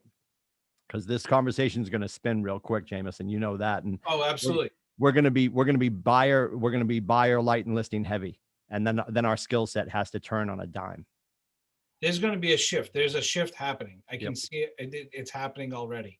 The shift is happening. I mean, listen, March 13th last year, okay, all leadership got together, right? We were on a Zoom call. Tim knows, right? We're all together, the whole New England region. And we're like, okay, the shift is here, everyone. This is what we're built for. This is what Keller Williams, we already have it. We already have the playbook. And what did we do? We dove back in, okay, into lead generating, okay, and shifting of what we're doing, because we thought, you know what, the world is burning and everything is going to burn down. We didn't realize the world is burning and everyone's going to want to buy a house. Yeah. The world's on fire. Grab a stick and a hot dog. We had no idea, though. Everybody was like shoving acorns in their tree, crying with snot bubbles. Right, it was pretty bad.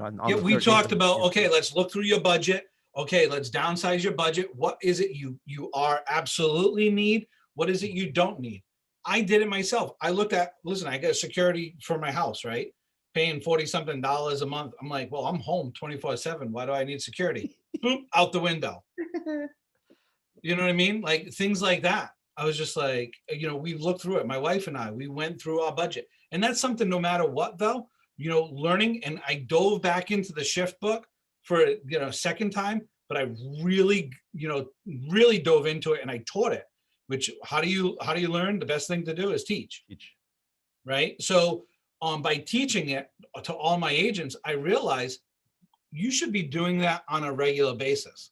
You should be looking at your budget on a quarterly basis to see what is working and what is not working, and always lead with profit.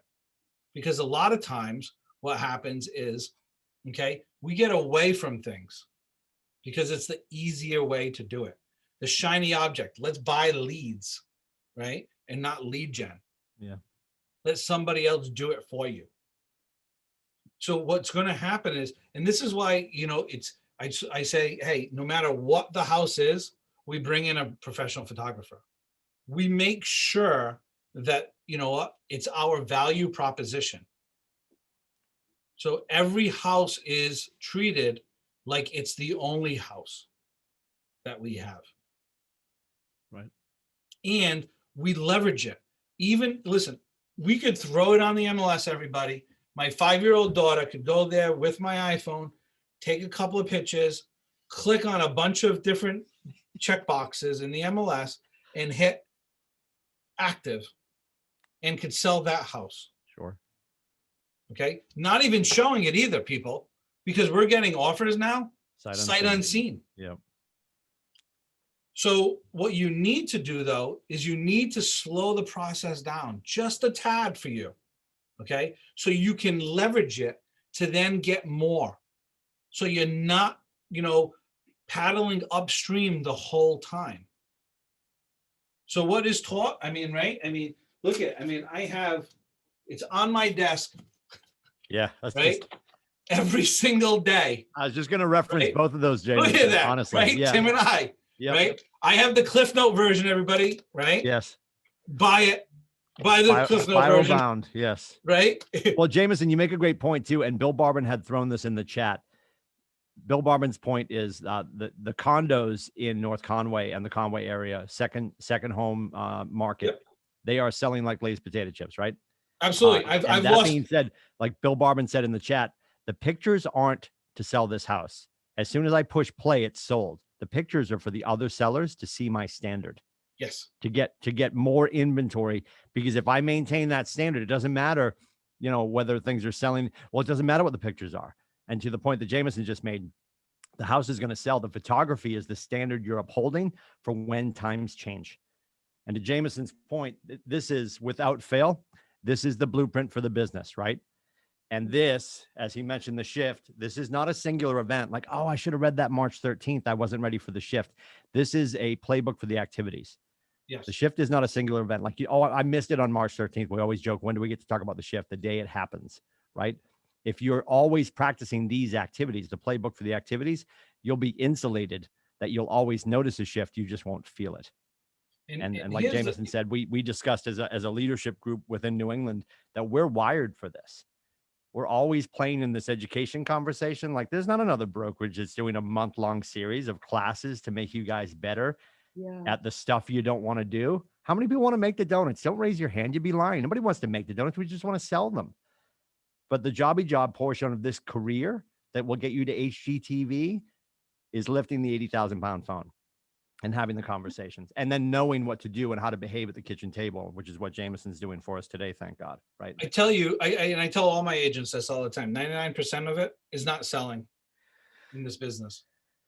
You know, it is lead genning, it is branding yourself, and it is in follow-up. Mm-hmm. If you use those three pillars, you're gonna be successful, because selling the house is the easy part. When you have the person walking in the house, how many times, right? The people that have done it, and I know some of you are new and stuff, or even when you've bought a house, right? You walk in, right? A house, you can look at 50 houses until you find your home. And that's very powerful. And we tell our buyers that all the time. You know, if it takes 100 houses to look, until we find your home, because there's only one home for you. There's plenty of houses out there, but there's one home. You know, that's the easy part. You know, when the kids start running around going, this is my room, this is my room, you know, and then, you know, the wife is like, oh, you know what? We can put the couch on over here. And then the husband's like, oh, did you see the TV basement? over the fireplace. Yeah, like, you know what I mean? Like, oh my God, look at this yard. Like, then you know, like, okay, this is where they see themselves. They visualize. 9 out of 10 people cannot visualize. So you need to help them with that. You know, and a good realtor helps them visualize those things. You know, so questions. Because what I'm going to do is in a little bit, I'm going to get into how you can actually lead gen to get some more listings.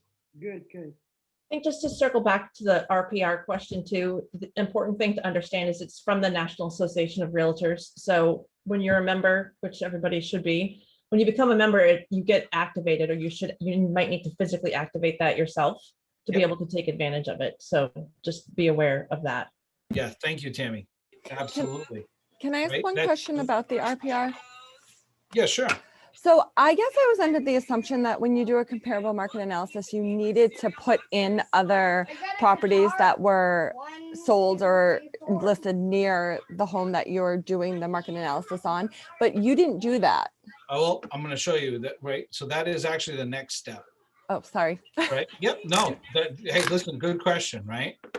So as you're going through it, okay. So let's just, let's just say, all right. So it's refined value, right? And then we go to, okay, the CMA. Right. So this is where I'm making, so review comp analysis. So here, right? So, oh wait, hold on. Search for comps right here. So there's comps already attached to the RPR. But what I want to do is I always go into edit.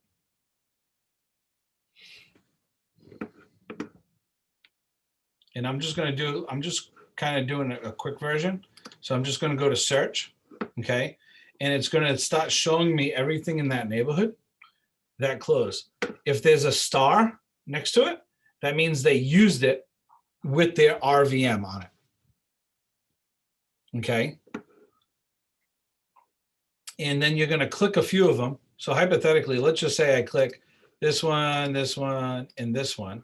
As you can see, as I'm clicking, it's starting to change the range of what is being sold. So you can get this to be very specific, or to be honest with you, you can really mess it up. Because it's doing it for you. How specific do you need to be to what the property you're listing and the other properties? So you're looking at, okay, the square footage, you're looking at the beds, you're looking at the baths, okay? And if you want to click on it, you can literally click on it and you can see, okay, that house. And you can kind of go through it of what's in that house.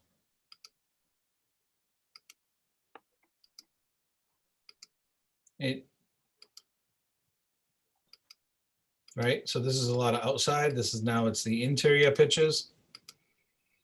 And more than likely, the person selling the house that's around the corner from here has already seen this house and has looked at it. So, and then what you want to do is, so if I just say update, valuation and close, right? So I click on here and then it says, make adjustments. So this is where you're making the adjustments. So, Mr. and Mrs. Smith, how does your property compare to the house down the street on 26 Highview that sold for $367? Do you think it's worse or do you think it's better? Right? So then I'm moving it. Oh, it's worse. Oh, it's better. And as you can see, now it's adjusting for me again. And as you keep on doing that through these houses, okay, it's already making that adjustment for you.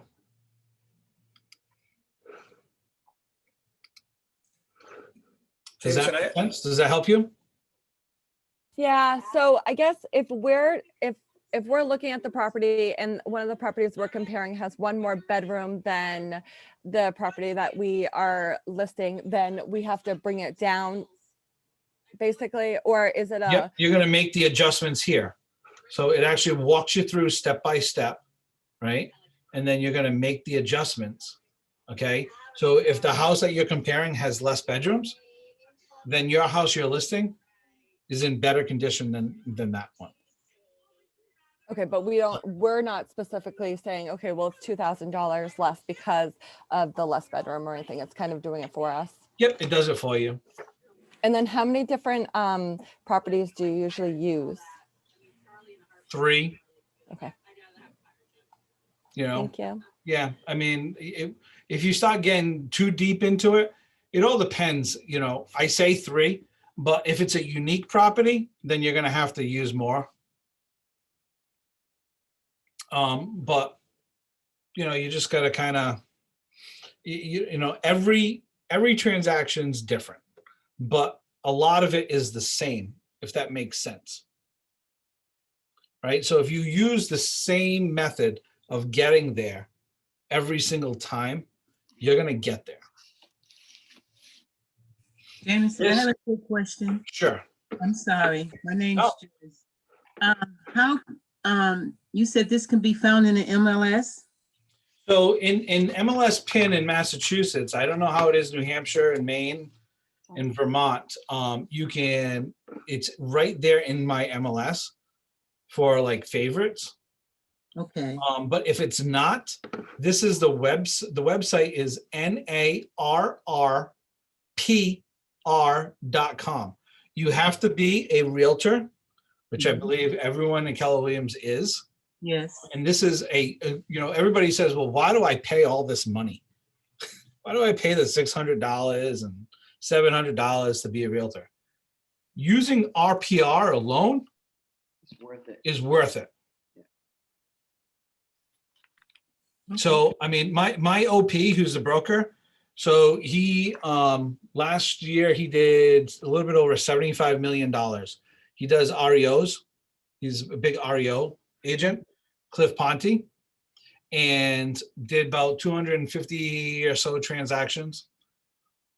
All of his comps are through RPR now. Thank you. You know, and we do this. So we teach a class. I want to say it's every other month on RPR in our market center. Is RPR part of all of the MLS systems, or is it just like Lower Massachusetts and the rest of us have to subscribe? I don't know, Tim. Part Tim, of, you it's part know, of the National Association of Realtors. It's one of Yeah. their benefits through national. Yeah, it is national, but I don't know if there's a quick link in your MLSs. I would say, yeah, where people get confused because we always talk about when people are talking about like their Inman gives a free subscription to everybody who's a member of certainly New Hampshire Association of Realtors. So you would want to use the same login that you use that you've identified with NAR. So if you haven't made the adjustment, it might be the email when you first got your license. That's how you're going to log in. And if you're having any issues with it, just speak to your local leadership. They should be able to direct you on how you're going to log into that. And we can put it, it's I want to say it's auth.narrpr.com is the link, and I'll put it in the chat. Yeah. And if you're having trouble logging in, it might just because the way NAR is identifying you via email for your login might be one that you were using before you got your brokerage email. Yeah. We're on the Cape and we have access to the RPR on the Cape Cod and the islands. Yeah. All right. So do you guys want to learn how to? Yes. Yes. Whatever you love say it. next is yes. I was going to say too, if you're in the New Hampshire, if you're part of NHAR within NERIN, there's a CMA toolkit that a lot of agents use too. All right. So a couple of different things. Okay. So what I want to do is we kind of went over the listing presentation, but what do we need to have a listing presentation? What is the main thing that we need? Smile. A smile? Well, yeah, a smile is good. What else? What else? Come on. An audience.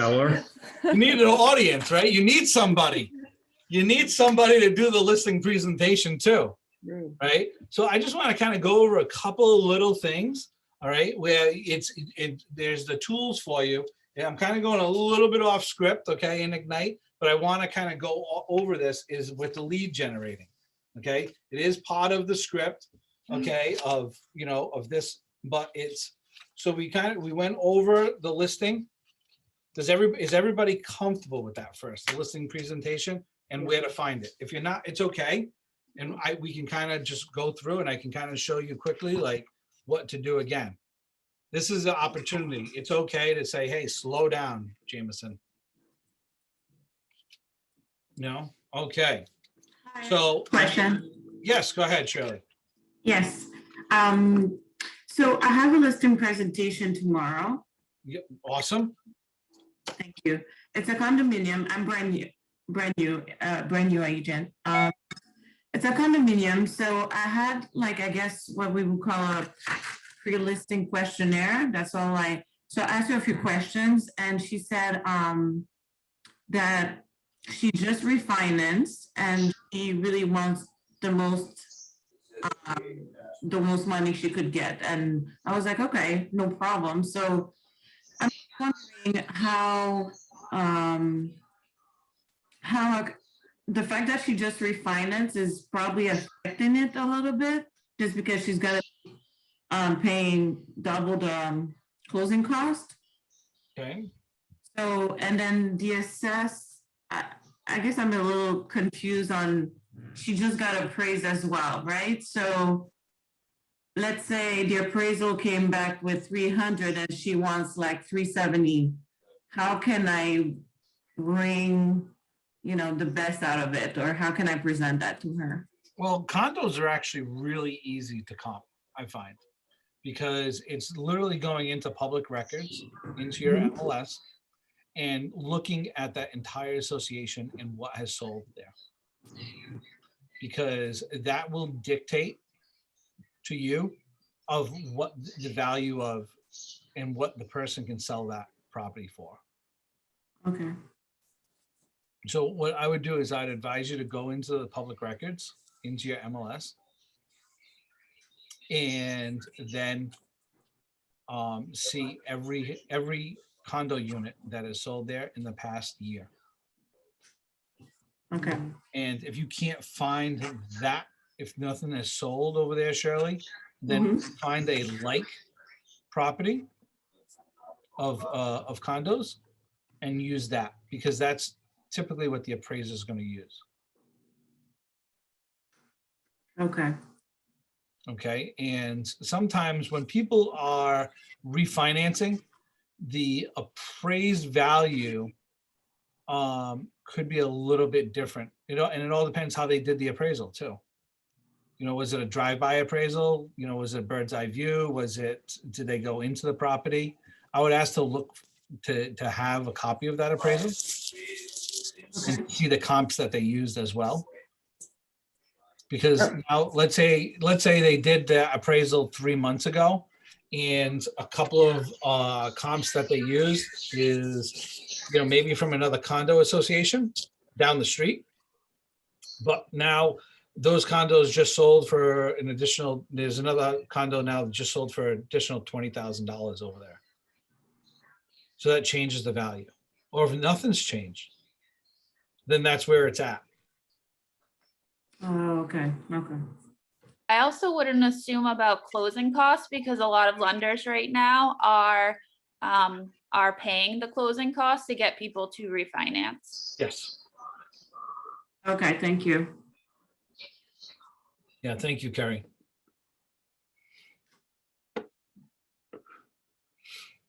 Okay. All right. So who wants to learn a little bit about how to find leads, right? Because we need people, right? We need people. We need people. So here we go. Let me get out of this here.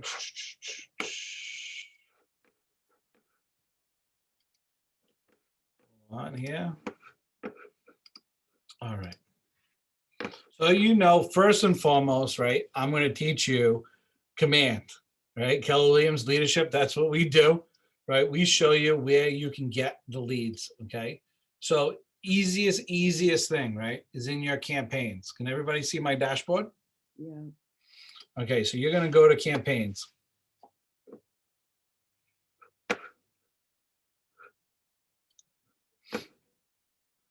And you're going to go into paid ads. Well, actually, you don't even have to do that, but I'm going to just show you my paid ads currently. Okay, so if you look, right, in the last 30 days, right, we've had 2 campaigns, right, 1,876 impressions. We've captured 37 leads, and I've spent $35. So I'm spending less than $1 per lead. That's pretty cool. Right? And here are the leads, right? So here is the different houses that we have listed, and what we're trying to accomplish. So 24 leads here, I spent $15, 63 cents. Right? $20. This is a little bit higher end house. It was $1.54. We got 13 leads. This house in Providence, Rhode Island, we spent $25. We're spending 56 cents per lead. We got 45 leads. So total, actually, we got over 100 leads on this house in Samoset. And, what did we spend? We spent, $88 on that. And now, just for clarity's sake, Jameson, can you repeat that? How many leads you got for the spend? So right here. So if you look at this, right up here, you can see on the top, right, paid campaigns. In the last 30 days, we did 2 campaigns, right? We did in the impression. So 1,876 impressions. It's in people's faces, right, on Facebook. We captured 37 leads, and we spent $35, okay, on that. So that's less than $1 per lead. Now, what we actually slowed down a little bit because we're rebranding ourselves, because in Massachusetts, we got to take the word realty out of our team. Yeah. So we're getting new logos. We're doing almost like a relaunch. We have, in about 3 weeks, we have postcards going out, over 1,000 postcards. We're going to have, we're spending about $500 on campaigns, and we actually have some billboards going out there as well. So Is that legislative that was the reason why you're taking realty out of there, or what? It's a mass general law. It was actually passed last year. Just, unfortunately, I did not see that compliance wise. So every team that we have, every group, we had to, make sure we take the word realty out. Yeah, it's not a thing here yet in New Hampshire, although I imagine, Jameson, much like you guys are experiencing in Massachusetts, Yep. It's coming to a theater near us. Yeah. So if you're starting to build your brand, if you're Trevor is party of one, I would not go Trevor Realty Group. And the reason the Commonwealth pushed back, and the reason other states may follow and probably will follow in the near future, is they claim it's creating confusion for the consumer. And I appreciate that. We weren't really thinking that far down the road, and we're the market center, or I should say we're the brand or the company that has really built teams within real estate. So a lot of people are doing Lindsay Realty Group, Keller Williams Coastal Lakes and Mountains Realty at Keller Williams Realty, and the consumer's just like, what chicken, egg, like what came first? Who am I dealing with, right? So if you can keep realty out of your personal brand and let realty ride with the market center that you're at, it will cause less problems. Although Jameson's happy to spend the money because, as he said, he's getting his leads for less than $1. I wanted you guys to hear that again, because if you're stroking a check to something.com, starts with a Z, ends with something, and you're probably giving them a ton of money for far less leads. So please lean into the paid leads through Command. Jameson's proving to you right now with the information on his screen that it's worth your while as a Keller Williams agent to do that over something else, or something else with a Z. So, right. So Jameson, can I just interrupt for 1 second? Sure, absolutely. Okay, because I am a realty group, but I am one realtor, but I have an admin. Does that count? So I'm more than, what's yeah. the name of your group, Laura? So it's Laura Corcoran Realty Group. Yeah. So, and where are you located? I'm in Southern Mass, so I'm like out towards Foxborough, Grantham, Plainville. Yeah. So unfortunately, your leadership is going to start, kind of laying down the hammer. Okay. To take that word realty out of it. So you have to have 2 realtors, like a team, in order to do that, correct? I mean, it's so if you're a team, I mean, Yeah. you could, not necessarily. I mean, so a lot of times, if you're not a group, right? Unless you have more than 2, more than 2 buyer's agents. Yeah. You can truly be a team of 1 and have an admin. Okay. Okay. Like we have, I have an agent where, her last name is Oliveira, and she's the Olive team, and she has a virtual assistant. Great. Okay. That's what I have. All right. Laura, and correct me if I'm wrong, Laura, and I usually am. I just want, for clarity's sake, are you, what Jameson was talking about, and what's important for everyone to understand here is that the commission is going to be asking you to pull realty out of your personal branding, because they just want it to be the Sousa Group at Keller Williams Realty. Yes. Right. Yeah. It's because you're a brand within a brand, right? You're an entrepreneur within Gary's universe. Yeah. So Keller Williams Realty is the only time that realty should show up on your signs currently in Massachusetts. That's Jameson's point. Yes. All right. And as I said up here in New Hampshire, that will probably become a thing here. So it won't be, as Jameson politely said, your leadership might lay down the hammer, the commission's coming, and they'll be looking for your checkbook. So it'll turn into a finable offense at some point, I trust. Ouch. Okay. Yeah. So I mean, it happened in Rhode Island about 4 years ago. Yeah. They changed it, and now Massachusetts last year, but when they change it, COVID hit and it was very lax. Yeah. So I would try to beat everything before, like Tim is just saying, just, stop rebranding a little bit and taking that on out. Yeah, look to your local leadership for guidance around that, because Eric is your OP over there, Laura? Are you in the Plainville office? Yes, yes, he's Yeah. yeah, I love Eric. Yep. Eric is Yep. awesome. I love Eric. Yep, just he reach is. out to him and he will definitely help you through it. Yeah. He'll walk you through Okay. it. Yep. Awesome. And it's a great opportunity right now, right? It's springtime. Yeah. Put it out there. What better way to do it? Like I said, is we're, as my group, they're pushing it out there and they're leveraging, spring market. Hey, Sousa Group, by Keller Williams Realty, leveraging the Keller Williams, being powered by Keller Williams, and it's the Sousa Group. Okay. So kind of, yeah, and utilize campaigns, right? So, and it's really simple to use. Like I was saying, right, and Tim was emphasizing, look at this, right? Spent $15, we got 24 leads. Now, are those 24 leads absolute? No, but we have them attached to a smart plan. So we're doing a drip campaign right away, right? We call them immediately. And how we call them, this is our script, So I am gonna show this to you guys, right?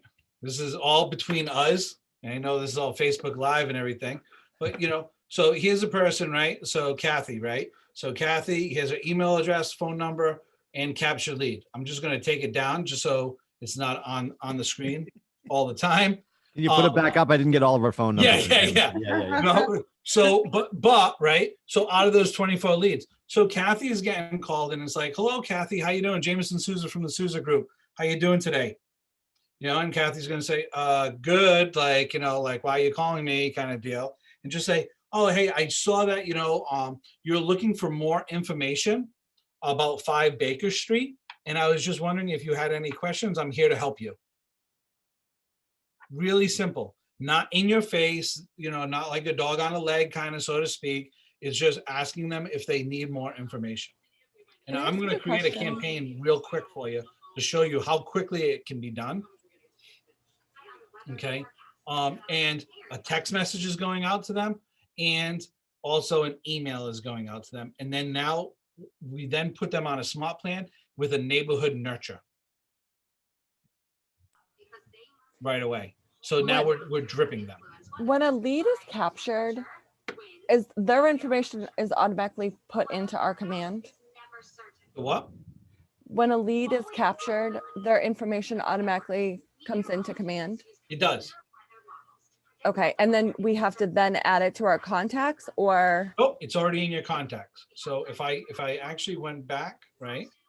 Oh, whoops, I went to the wrong one. If I go to contacts, okay, on over here. So now, like I'm a team, right? So hold on one second here.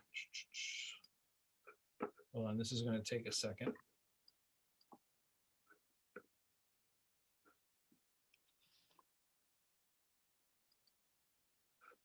So hold on here. I'm just going to go into, because I'm a TL too. So as you can see, it said like recruits and all that good jazz. See this little L right here? This is popping up. Is these people are leads that were captured. So it's already there.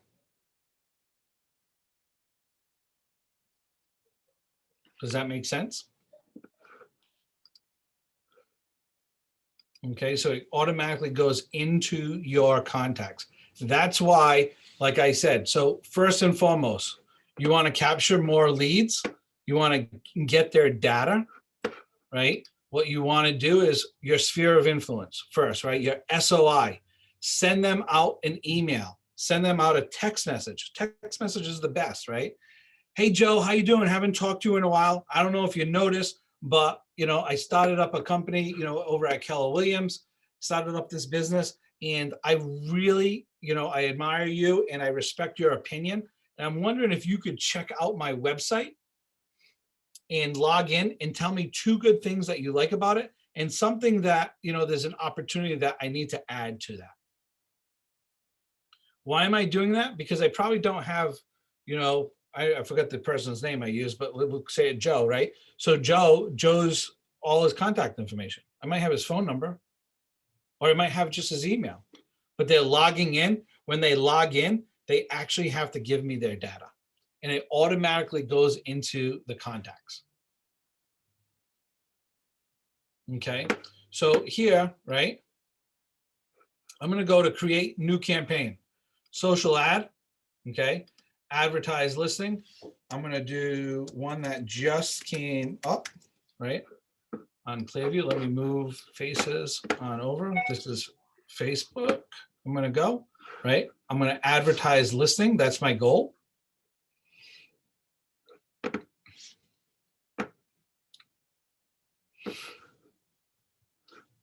This is a little slow. Like I said, when we're doing Zoom, it's a little bit slow. Come on.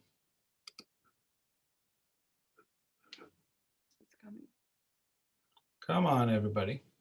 Well, let me click off of that, right? So I'm going to type in Clearview, right? It says only my listings. What I'm going to do is I'm going to go to all listings, right? Up, and I'm going to say Clearview Ave, Somerset, Mass. Okay, I'm going to go to search.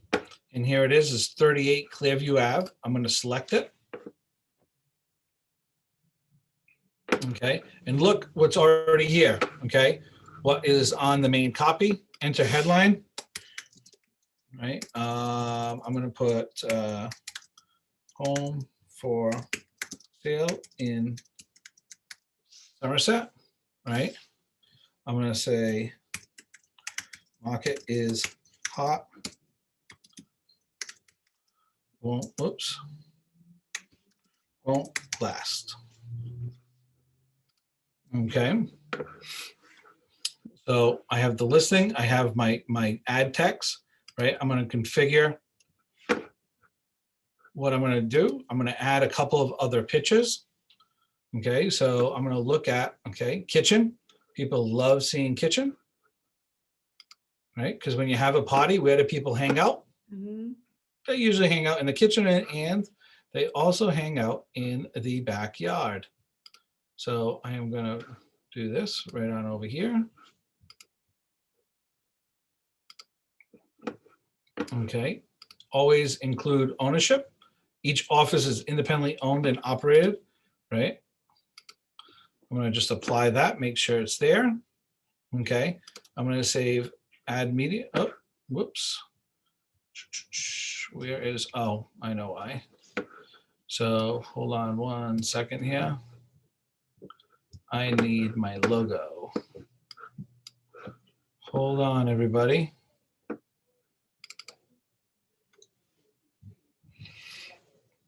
Because I hit X and I got out of that logo.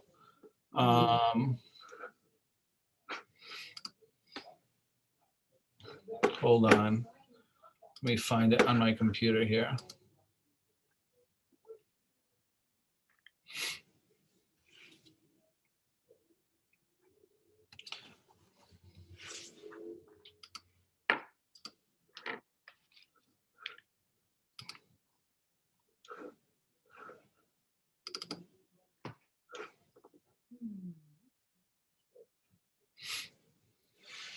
So usually, you know, it's really simple to, you know, get the logo, because the logo is already set in there for you. I got click happy and I just didn't want to wait. I apologize. And now my computer is like going really slow. Of course, it's always that way.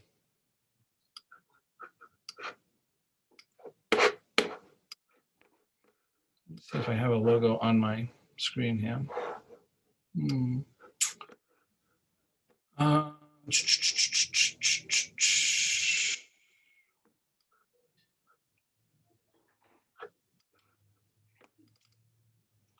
Hold on. I'm trying to go into my Dropbox and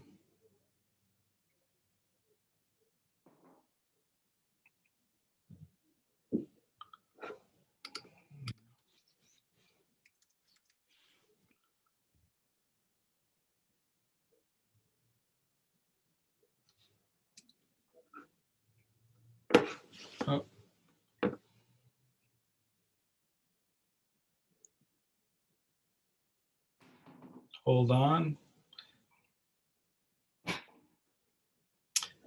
So as everybody can see, I need a new computer because it's really slow. And when I'm on Zoom, it's extremely slow.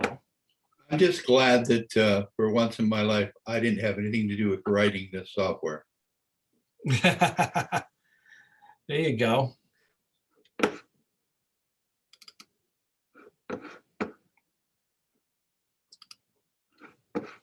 All right.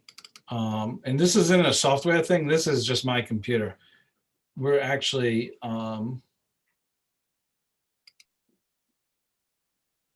You always blame software. yeah, That's how you get by. Yeah, right. Right, David? Trust me. Even the computer is software.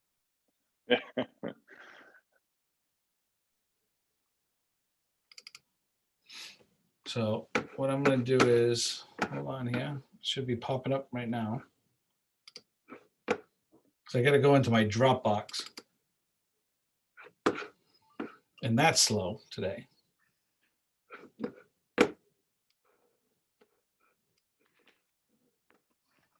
Oh, come on.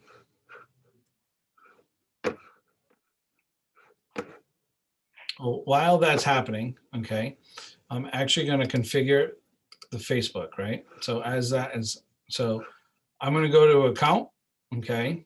So, hold on, let me move my screen so you guys can see the whole thing here. Right, here's the Sousa group. Okay. That's configuring. I'm going to have the learn more button. And then what I'm going to do is I'm literally going to go to my page, okay, of my website. Okay. And I'm going to go to, so I'm at Sousa group, right, .kw.com. And I know you guys can't see it because this is off the screen on that piece. Hold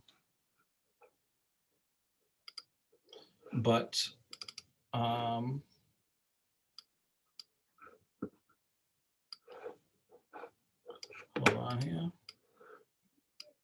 Everything is slow. I got too many things trying to do at once here.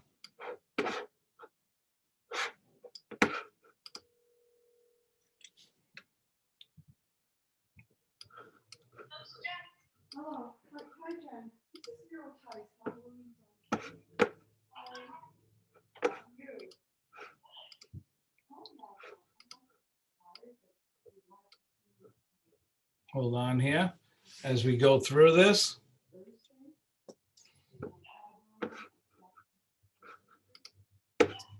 Oh my goodness. Here I wanted to show you guys how quickly it is, and I was not prepared because I got really click happy.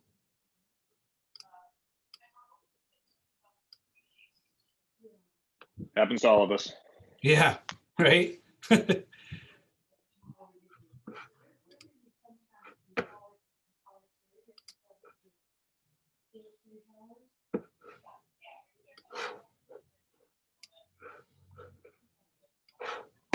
Once you populate that though, it's going to pre-populate for you. So next time, Yeah. all you have to do is click right by it. Yeah, right? so it was already pre-populated. So let me go add media, right? So it was pre-populated for me.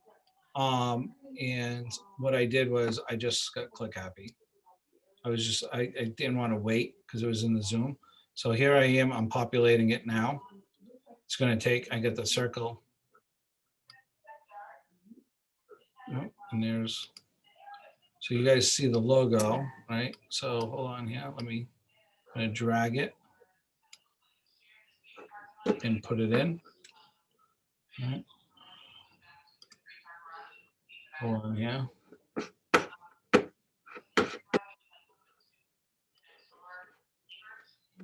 Okay. So I go to save media right here, right? So now I go to Facebook. Okay. I'm going to learn more with this. So what I'm doing is I go to my website.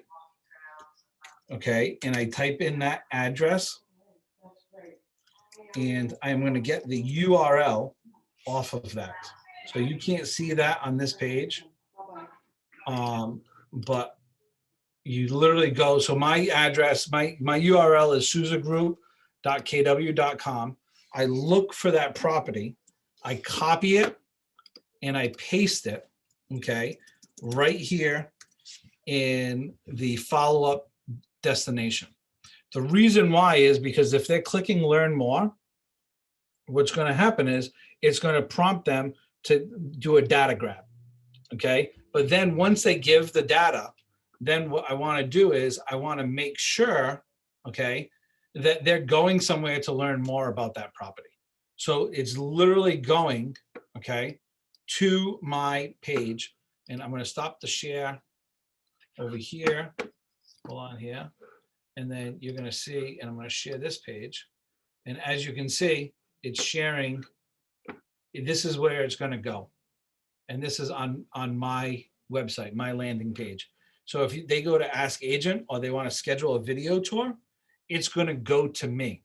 It's being redirected. Everything is being redirected to me. Okay. And then from there, okay, let me go back to command, right? Really simple. So you guys can see, right? So you target, right? I'm doing 20 miles out. You can actually customize the setting if you want, but literally save it, right? And then duration, $30. Okay. All of that is there. Okay. You can save duration of the budget, right? You want to go over 4 days. What we've learned is the analytics every single day grows better and better with Facebook. So it's going to be put in front of more people that are looking for a house, or what Facebook believes is looking for a house. Okay. Every day it's on.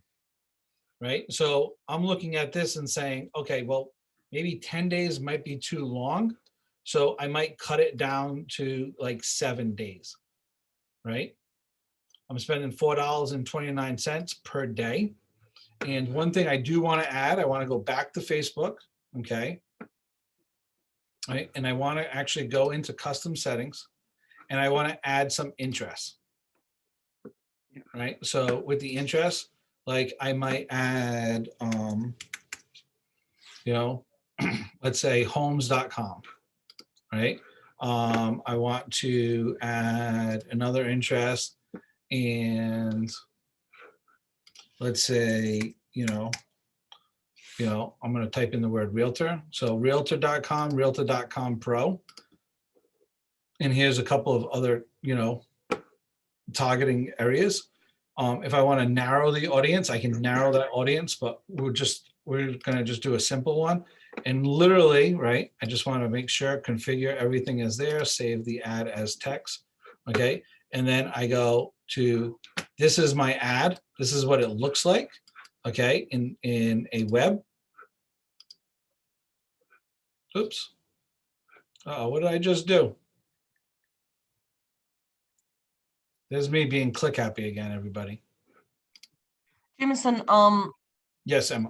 in the last class for marketing that we had, I think Sarah showed us how to automatically tag and add the lead to a plan. I honestly forgot. I'm not sure how to get back there, and I couldn't find it when I tried to create an app myself. Oh, something just went wrong over here. Hold on here. Let me get out. This is just me being click happy. That's what happens. Emma, these are all recorded. I actually went back to that. Yeah. So, I mean, I don't know. So I did something wrong. This is on me. So really all it is literally just going in and then publishing. So that is the easiest way to get a lead. All right. Yeah, don't forget, this is going to be this is being simulcast over to Facebook, so you can watch the video there. It'll also be on YouTube. So later tonight you can watch Jameson's computer not work again. Yes, and I apologize for that. It's a pleasure. Yes. Get a Macintosh, kid. So, Get a Mac. So this is right. So right off the bat, like you can see though, it's really simple. If we didn't have to wait for my computer to upload, it literally takes you about 3 minutes to do.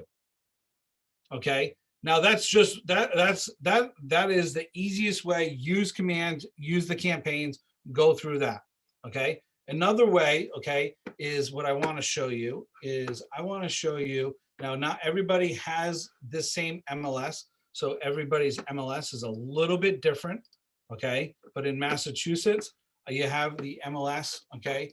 What I like to do is I create hot sheets, okay? So let's say the Somerset hot sheet right over here. Oh, I'm gonna have to sign back in. So I've been out of it for a while. Somerset hot sheet. So I look in and I say, okay, Kathleen Ave.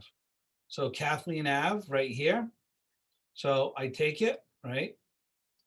And then I literally go to tools. I go to public records. Okay. Whoops. Oh, and that's my other. Oh. Wait a minute here. All right. Let's go Kathleen, right? I type in Somerset, right? And I go to search. This is all of the addresses on Kathleen Ave. Okay, so I go to labels. I can click labels and I can make the labels for everybody on Kathleen Ave. Now you cannot send it to the house that is listed. So you're going to take that label on out. You cannot do that, but you can send it to 10 to the left, 10 to the right, 20 across. Okay, another way, okay, what I'd like to do too, all right, let me show you, is if I go back to tools, right, and if I go into public records, another way of getting listings is it literally calls out your name here in the Mass MLS, right, is absentee owners. So let's go, you know, I'm going to go to, you know, let's say Swansea, right? Right here in the bottom, it says absentee owner. I'm going to break it down. I'm going to put Y as a field. Property types, I'm going to go single family, and then I am going to search. So Swansea, Mass, okay, absentee owners, there's 494 total people that actually own a home in Swansea that they do not live there. It's a low hanging fruit. Wow, that's crazy. Okay, so now what I can do is I can download it, right? I can download this CSV file and I can put all of that into command. Or if I want to do the old fashioned way, I can go to labels and print out labels and I can send them, you know, postcards that way. Really, really simple. What was the why? The Why why did you search is the why? so you have to, so what happens is when it's advanced criteria, you have to clarify of what you're getting the absentee owner. So if you hit the magnifying glass, right, it literally, and you can't see it, it says this field requires a Y or an N value.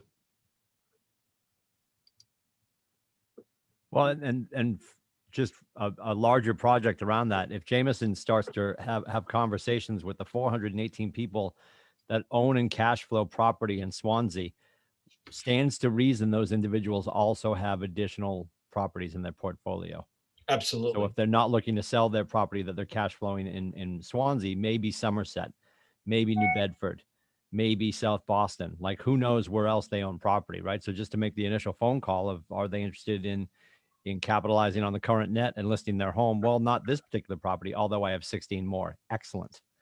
Can we meet tomorrow at 4 or Friday at 5, right? You know? Yeah. Yep. And what's great in today's world, sometimes you can just meet them through Zillow because maybe they're living in Florida. Yep. Maybe they're snowbirds. Oh, I'd love to send you a link to, you know, connect you, you know, where we can go face to face, right? Belly to belly, have that conversation with them, you know, and you can see right here, all the data is here, right? The owner, the last date, it was sale of the last sale date, the sale price. Okay. And you look through it and you say, okay, who's the low hanging fruit? And you start identifying people. Jameson, what do you do when it's in trust? Because obviously somebody else, I mean, the kids own it or? Yep. So if I click on, so here in the MLS, if I click on this, okay, and I'm going to have to stop the share and I'm going to have to show you. Okay. And then hold on here. Let me see. So I just clicked on it. Right. And now do you see, this is the public record card. Mm-hmm. Okay. So it's in trust. and this is the owner of, this is the address of that trust. Ah, yeah, okay, so it must be a son or, yep, okay. Yep. So, you know, now you're seeing it, and so you're sending it on over to them. Mhm. So some houses are in trust, some are not. It all depends, right? Yeah. So, but this is their address. This is where you're getting their address. Okay. Jameson, quick question. How do you know it's in trust? How do you know? There's a TR at the end. Okay. Jameson, I have a question. Sure. I really haven't used the MLS pin. I've used Cape Cod. Yep. Could you just go back just at the top? Like, how do you get into that whole assessment? Yep. Let me go back to, nope, hold on. That's the wrong one. Stop the share. We go into, all right. So if I'm going back, right? So here's the home, right, of the MLS. Yeah. So in every MLS, wherever, right, there is a way to get to public records. In the mass MLSs, you go through tools and you go to public records. Okay. Okay. So when you go to public records, okay, there's advanced criteria. Okay. So if you click it down here, you know, if you're looking for acres, if you're looking for a foundation, if you're looking last sale price, all this advanced criteria is there. Okay. Okay. Well, what's crazy about it, and a lot of realtors don't realize, absentee owner, again, it begins with A, everybody. It's calling your name. It's in like headlights, right? It's like, please, please, like, hello, right? So you put that, right? I have to put a value for that advanced criteria. And, you know, now let's just say, I don't know, we'll do Plainville, right? Oops. Oh, I'm putting street. Whoops, wrong. Right, town, Plainville, right? And I just want to go after single family. Okay.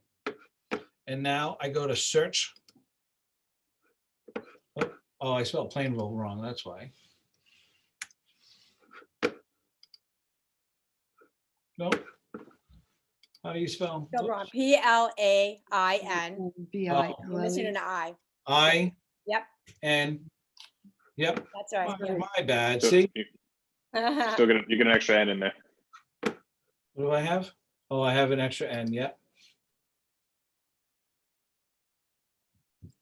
Blame the software. Yeah, it's software, everybody. It's a software. Yeah. So here's Plainville. Great. Right? So, wow. right, so Plainville, 132 houses, okay, are absentee owners. That's awesome. Okay, so now what you would do is, right, you sit down with your tech coordinator or whatever and say, okay, when I download this, how do I add my CSV file into my command? And then you tag them for, right, you put a tag to them. So now you can start tracking them. Okay. And if you want to send postcards out to them, you can do postcards now through command. Or if you want to do it the old fashioned way and print out the labels, you can literally print out the labels. Okay. And it goes to the address that is their address, not to this address where it says like 25 Amber Drive. It goes to the property owner's address. I know like 10 people on this already. Right? Isn't it crazy? Yeah, well, half of them I know. Yeah. So, I mean, it's a low hanging fruit. Yeah. So those two right there, there's some of your activity to get some listings. Yeah. So when it says owner one and owner two, does that mean that there's two people that own that piece of property? Yes. Okay. That's great. Thank you so much. Okay. So you have, right, you go into campaigns, you get leads. Less than $1, everybody. Yeah. Less than $1. All right. And if you don't have any listings, the new people, right, talk to your ALC. Say, hey, you know what? I was wondering, can I market your property and see if I can grab some buyers? Your ALC should be saying yes. Now, what does ALC stand for? Well, so the Agent Leadership Council. Okay, thank you. Yeah, it's not a Or sports association injury. leadership, either Agent Leadership Council or associate leadership. Associate leadership. Yeah, either way works. It's your it's because we're a privately held company. It's our private board of directors. Every market center has probably 8 to 12 people that vote on policies and procedures along with usually the OP and the ownership. So like here in Portsmouth, Nathan Dickey's our OP and our sole owner. The ALC makes sure that he doesn't buy 2 helicopters a month, right? Just one a month, right? Yes. Keeping an eye on the rules and regulations and the spending. Oh yeah, or Nate likes his old cars, right? Yes, So- yes. Craft beer Right. and cars. And you want to distract Nathan Dickey if you're getting yelled at in his office, you just wave the fingers like you're talking about the droids that aren't here and just start talking about craft beer and cars. Yeah. You're He's like, oh my gone. God, did you taste that craft beer? Yeah. That just came out. Hell of a porter. Look at that car. Then you sneak out of the office. You're no longer in trouble. Yeah. Yeah. So, I mean, those things right there. Right. So command, right? Campaigns, Yes. absentee owners, right? And then the other thing is geofarm, right? Like I just said, create hot sheets in the neighborhoods, in the towns that you want. When a house goes up for sale, geofarm that neighborhood. Because the mindset of everybody through there is, oh, their house is for sale. What else? What am I going to get for my house? And, maybe someone else is thinking about, selling their house in that neighborhood. Yeah. That's great. Those 3 pillars right there, those 3 different activities every single day can help you grow your SOI. Thank you so much. Okay. So lead gen, right? So, and when you're calling them, make sure, right? Do not call list. Make sure you are following the do not call. I have to say that on every single call, on every single training, but make sure you're in compliance with the do not call list. I just need help when I get a lead phone number or a contact number. Where do I go to check whether or not that number is on the do not call list? So every market center should be tied into the do not call list. Like I know my market center, we have a login to go into that do not call. And, if you're checking, you can cross-reference it with that. So I have to ask my market center. Yeah, to see if they have, they should. Thank you. Okay. The other thing is if you're buying, phone numbers, they have already cross-referenced that with the do not call. They should have. So if you're using like a Mojo dialer or a RedX or something like that, it should be cross-referenced. Okay. And should Now- is the operative word that Jameson just used. So always, do your due diligence. And if you find that you're comfortable that they've already done the homework for you, by all means. More often than not, Jameson, would you agree that a lot of people get in trouble with the Telecommunications, Protection Act, TCPA? It's $42,000 per violation. Just Yes. reminding everybody on this call. Ooh. Yeah, per violation, not per day, not if they're in a good mood. It's 42,000 per violation. More often than not, people run into trouble with the do not call list when they're using an auto dialer. We're not telling you not to use an auto dialer. We're just saying when you're machine gunning through the humans and doing those auto dials is when you can get in trouble. So you be very cognizant of the fact that yes, your resource that you paid for, if you're paying for a dialer, they may have done some homework for you, but that's always in flux. So And- the best, And make sure you get it in trust and writing. verify. Trust and verify. Always get everything in writing, right? So make sure that it's in the contract. And a lot of times their contracts, it's a lengthy contract. Ask them to what page it is on. Yes. That is so you can read it. Yep. Okay. I mean, a lot of my agents use a dialer because it takes a little time. But if you can go through Remind, you can go through White Pages, there's all different sites that you can find numbers, but it's time consuming as well. But when we do a geofarm, so what we're doing is we're doing door hangers and we're door knocking, okay, right away. What best days to do it is on a Saturday and Sunday morning. Why? Because most people, guess what? It's springtime, everybody. What are people going to be doing? They're going to be working in the yard. So now you don't really have to, knock on their door. They're working in the yard. And then, so we're door knocking. The second thing is we're sending out a postcard. Then we're following up with the phone call. It's all in the follow-up. And if we're grabbing their, the data, now we're then putting them on drip campaigns. So we're going to be front of mind all the time with them. So Jamison, if Yes. you send out postcards, giving your phone number to call you. Yep.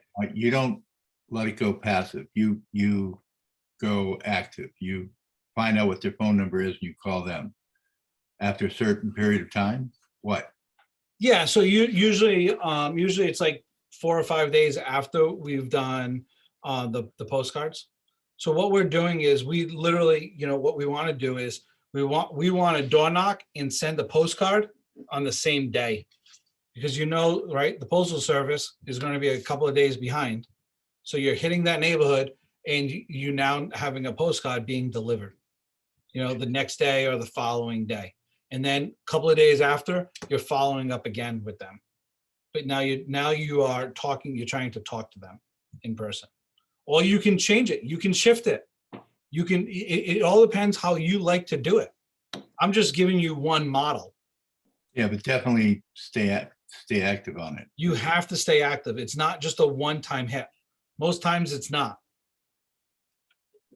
You have to stay on top of them. Okay. I'm just trying to, let's see, kind of going through like a little bit of wrap up. What are some of, other questions we have Thank you for that. that I can kind of go through? We got another 15 minutes. You got 15 minutes of me. Take advantage of it. Yeah, good information. Very, very helpful. It kind of gives more clarity. Appreciate it. Well, if nothing else, Jameson eradicated the thought that you have no one to call, right? Yes. If you're still afraid to lift your phone to your face and talk to the people you know and love and trust, he just showed you a way to find like every cash flow property in every town in your state, and above and beyond that, just great ways to plug and play that stuff. Use your, meet with your market center tech trainer to make sure you're running smart plans properly and you're staying engaged with these people. You'll be printing money. And I'm telling you, campaigns. Yeah. Yes. And like what I said is, so if you go into the campaigns, as I was adding pitches, one of those pitches you can add is your vendor, so your lender, right? And then you can talk to your lender, okay, your vendor, and talk to them about, paying for those leads. And then what you're doing is you're taking those leads, you download that, those 15 leads that you got off of the $15 that you spent. And then you are co-branding it with that vendor and you're giving those leads to the vendor. So he or she is co-branding it as well. So now you're hitting that person up twice, because they won't feel like that. They won't feel like their information got, if I'm Jameson's lender, I'm simply making the phone call. Hi, this is Tim Lindsay from wehavemoney.com. The reason for my call, I understand that you're working with Jameson, and I wanted to circle the wagons and have the conversation about getting you financially prepared to move forward.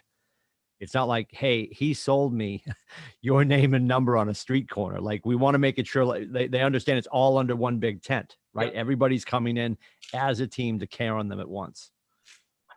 Yeah, we work as a team to make it as easy as possible. It's a value proposition. Yep.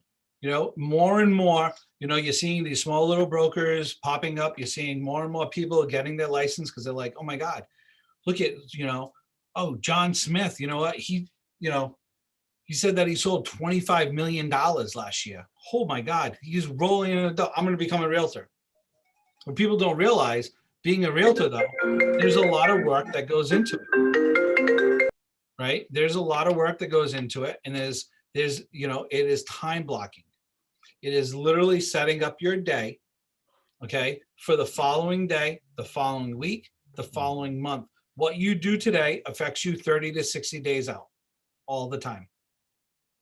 And if so if Jameson is having that initial conversation with Nathan Dickey and he's saying, hey, are you guys in a position to execute on this transaction with cash? I used to always ask that question, Jameson. Will you be making this purchase with cash? because nobody's insulted that you assume they're cash, first of all. And they're going to laugh a little bit because most people will, because you just made them uncomfortable, because no way are they moving. I mean, they might be. More often than not, they're going to be speaking with a lender. And when they say, no, we need to talk to a lender, now I know they haven't talked to a lender and they need to. So he can say, well, I'm going to put you in touch with Tim Lindsay at WeMakeMoney.com.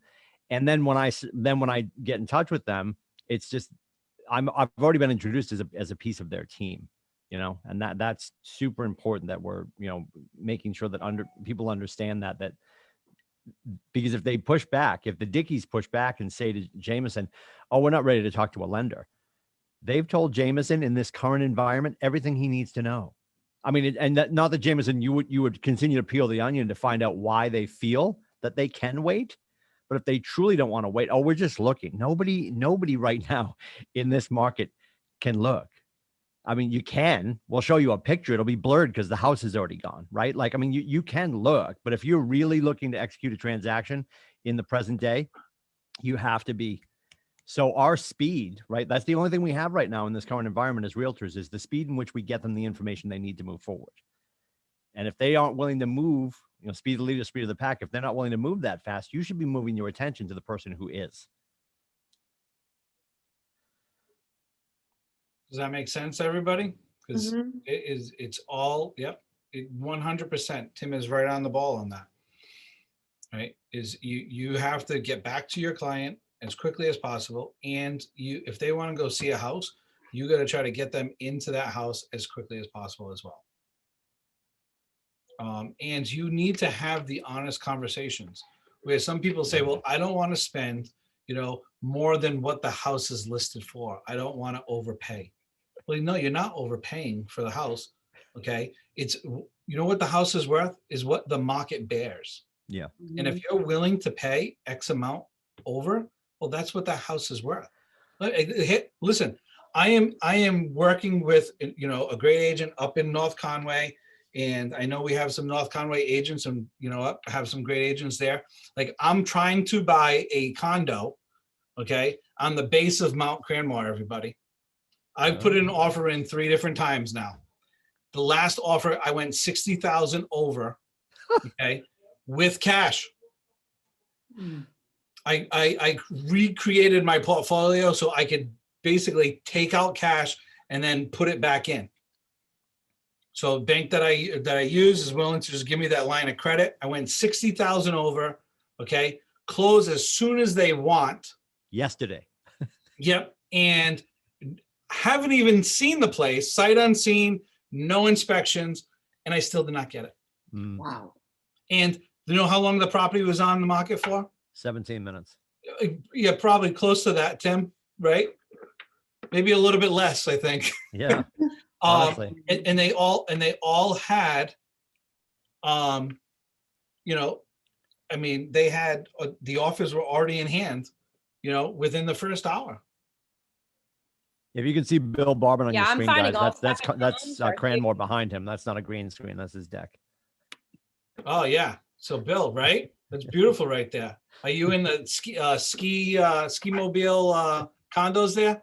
Ski mobile Ave, Bill? I'm actually in my floating office, just up behind Skimmobile Ave, right at the top of Kearsarge Road. That's where that picture was taken from. That's awesome. Yeah. So, yeah, no, I mean, I had a place on Attitash Mountain for years with my family. We sold it about 5 years ago, and I want to get back on over there to North Conway, and I love those condos up on the base of Mount Cranmore. And It's really interesting. You think the bubble's gonna burst though? This is what I'm nervous about, because like we all know, we're at a very high market, it's a seller's market, but then like I know I'm in a really nice development. Houses are obviously going very high where I live. But I'll tell you, back in 2000, I think it was 15, people couldn't recover from that price. It took this one neighbor literally, I don't know how many times to try to sell his house, and he couldn't get back what he paid for it. He actually broke even right now with the market. That's what I'm scared of, like buying something now, or even like I'm trying to find something for my daughter and have her be stuck in a house that she, you know what I mean? What happens if the market, I don't know, goes down, Yeah, so you know what, Laura, is I can't say yes or no to that. If I could, you know, I would probably be Gary Keller or something of that sort. But you know, is there going to be a shift? I can guarantee you there will be a shift. What does that shift look like? I don't know, but there will be a shift. We're starting to see it a little bit in our area, where you know the listings are starting to pop up a little bit more than they were in the past 6 months. So that means, you know, the sellers are looking at it and saying, I can get top dollar for my house. So what's, you know, I don't think we're going to see like the 07, 08 burst in that essence, where because that was no docs mortgages. So if anyone that's been, you know, in this business long enough, they, you know, they'll tell you too. I mean, you could show up, you know, and my dog Wally could probably get a loan for $500,000 on a house. You know, back in the day. I mean, lenders are still being really tight on who they're lending, and they're making sure that they can pay for it. But is the value gonna drop? Probably, or it's gonna go flat for a while. Because it's economics 101, it's supply and demand. So there's gonna be a shift in that. Mm-hmm. So, Yeah, I agree. Yeah. yep, so just be 'cause I'm prepared. noticing there's more houses coming out now, a lot of competition. I was lucky. Ryan, I was going to use you for my open house, but I got an offer. I'm sorry. I was wondering where you went. Oh, yeah. And Huh? Laura, so Yeah. here, I was wondering where you went. Yeah, I'm sorry. I got an offer and It's we all have the inspection on Saturday. Yep. Keep me in mind. So Laura, let me throw that out, right? You just said this is a great opportunity, right? Yeah. For you, right? So you have a listing, right? And Yeah. now you already got the offer before the open house, right? Is that what I just heard? So, yes. Okay. So now, right, how are you leveraging that listing to get more leads? Well, I've been in the business for a while, so I'm not new. I'm just new at Keller Williams. So with me, I'm pretty much face to face. I'm at every neighbor, and I do more than 10.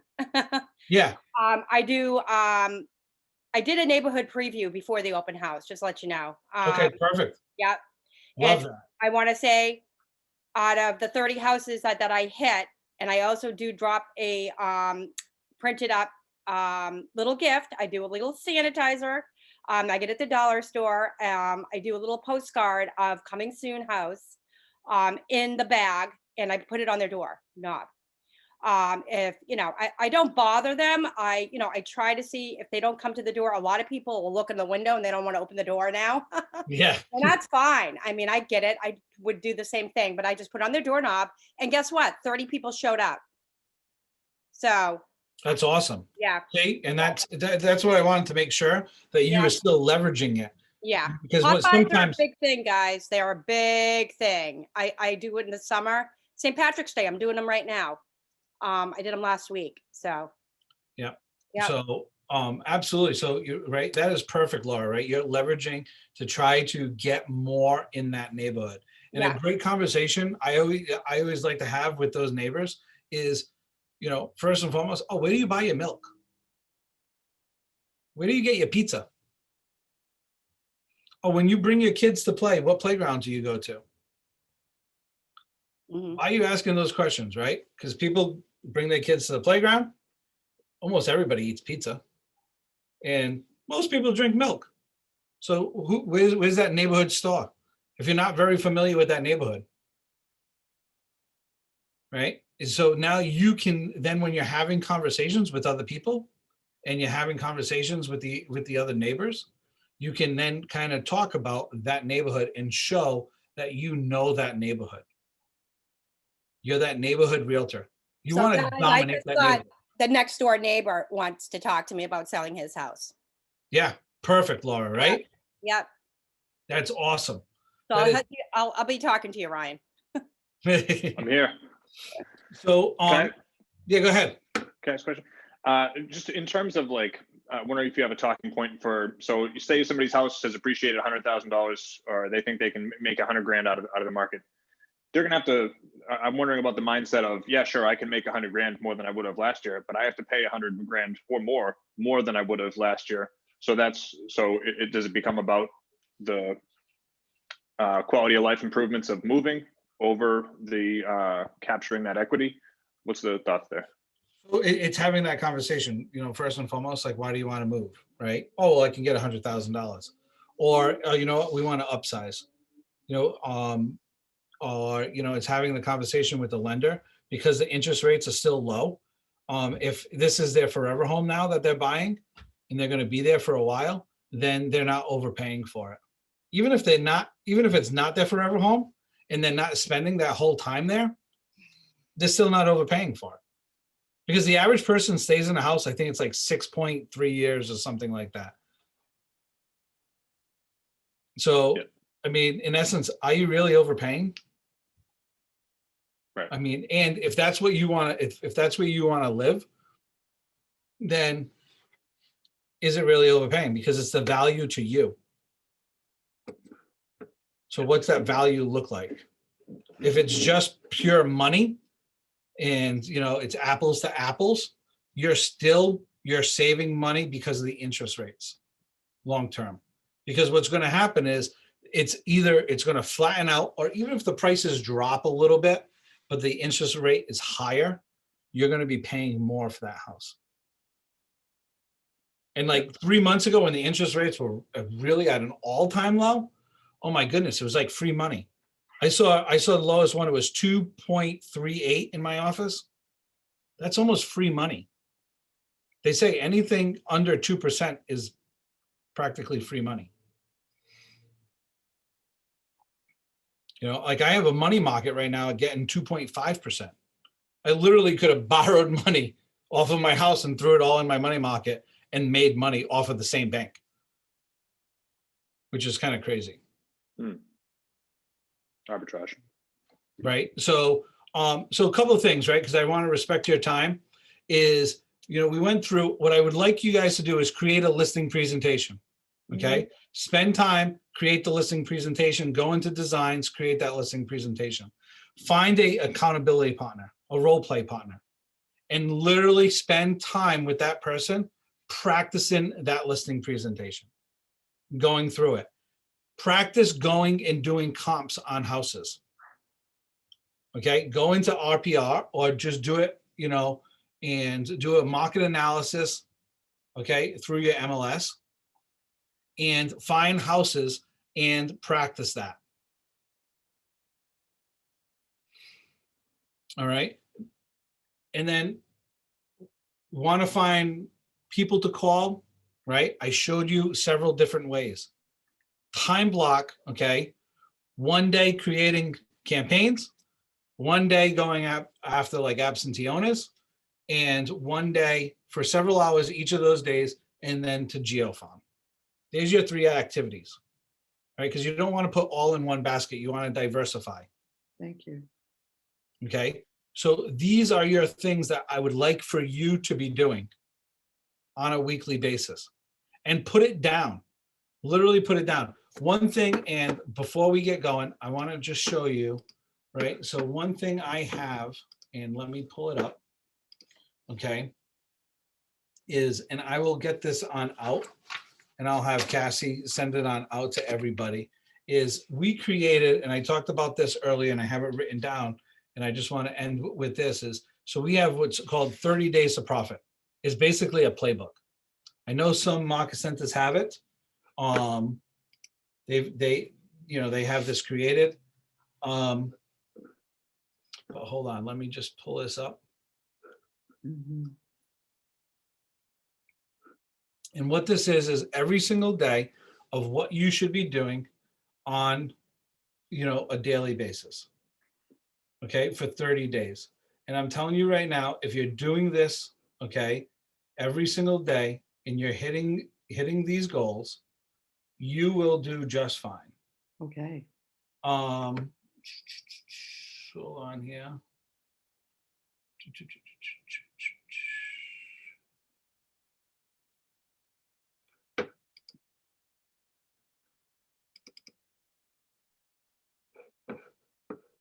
right, let me share my screen.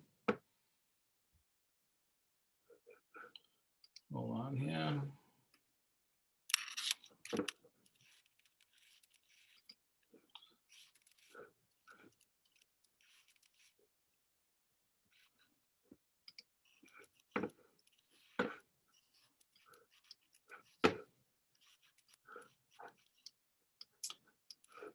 One thing that we've learned today is Jameson is going to get a new computer.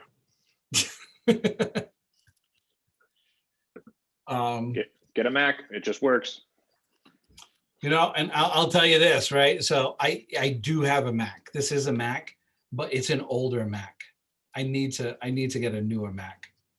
I have a brand new laptop, which I just love, and I actually use my laptop a lot more in my office than I use my desktop because of just how quick it is.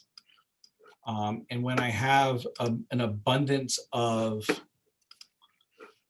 things going on my screen, it just slows down, and it's just, it drives me insane. I just use an external monitor off my laptop. I don't even have a You know desktop. what? That's what I should be doing. That's a good point. I could actually create two monitors off of it.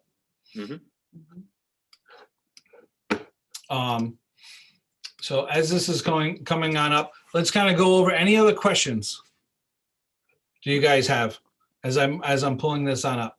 I'm really interested in this absentee owner thing, but I'm in Rhode Island and I'm having a hard time finding how to get into that kind of a list. Should I call RIAR or who should I contact to try and generate one of those lists?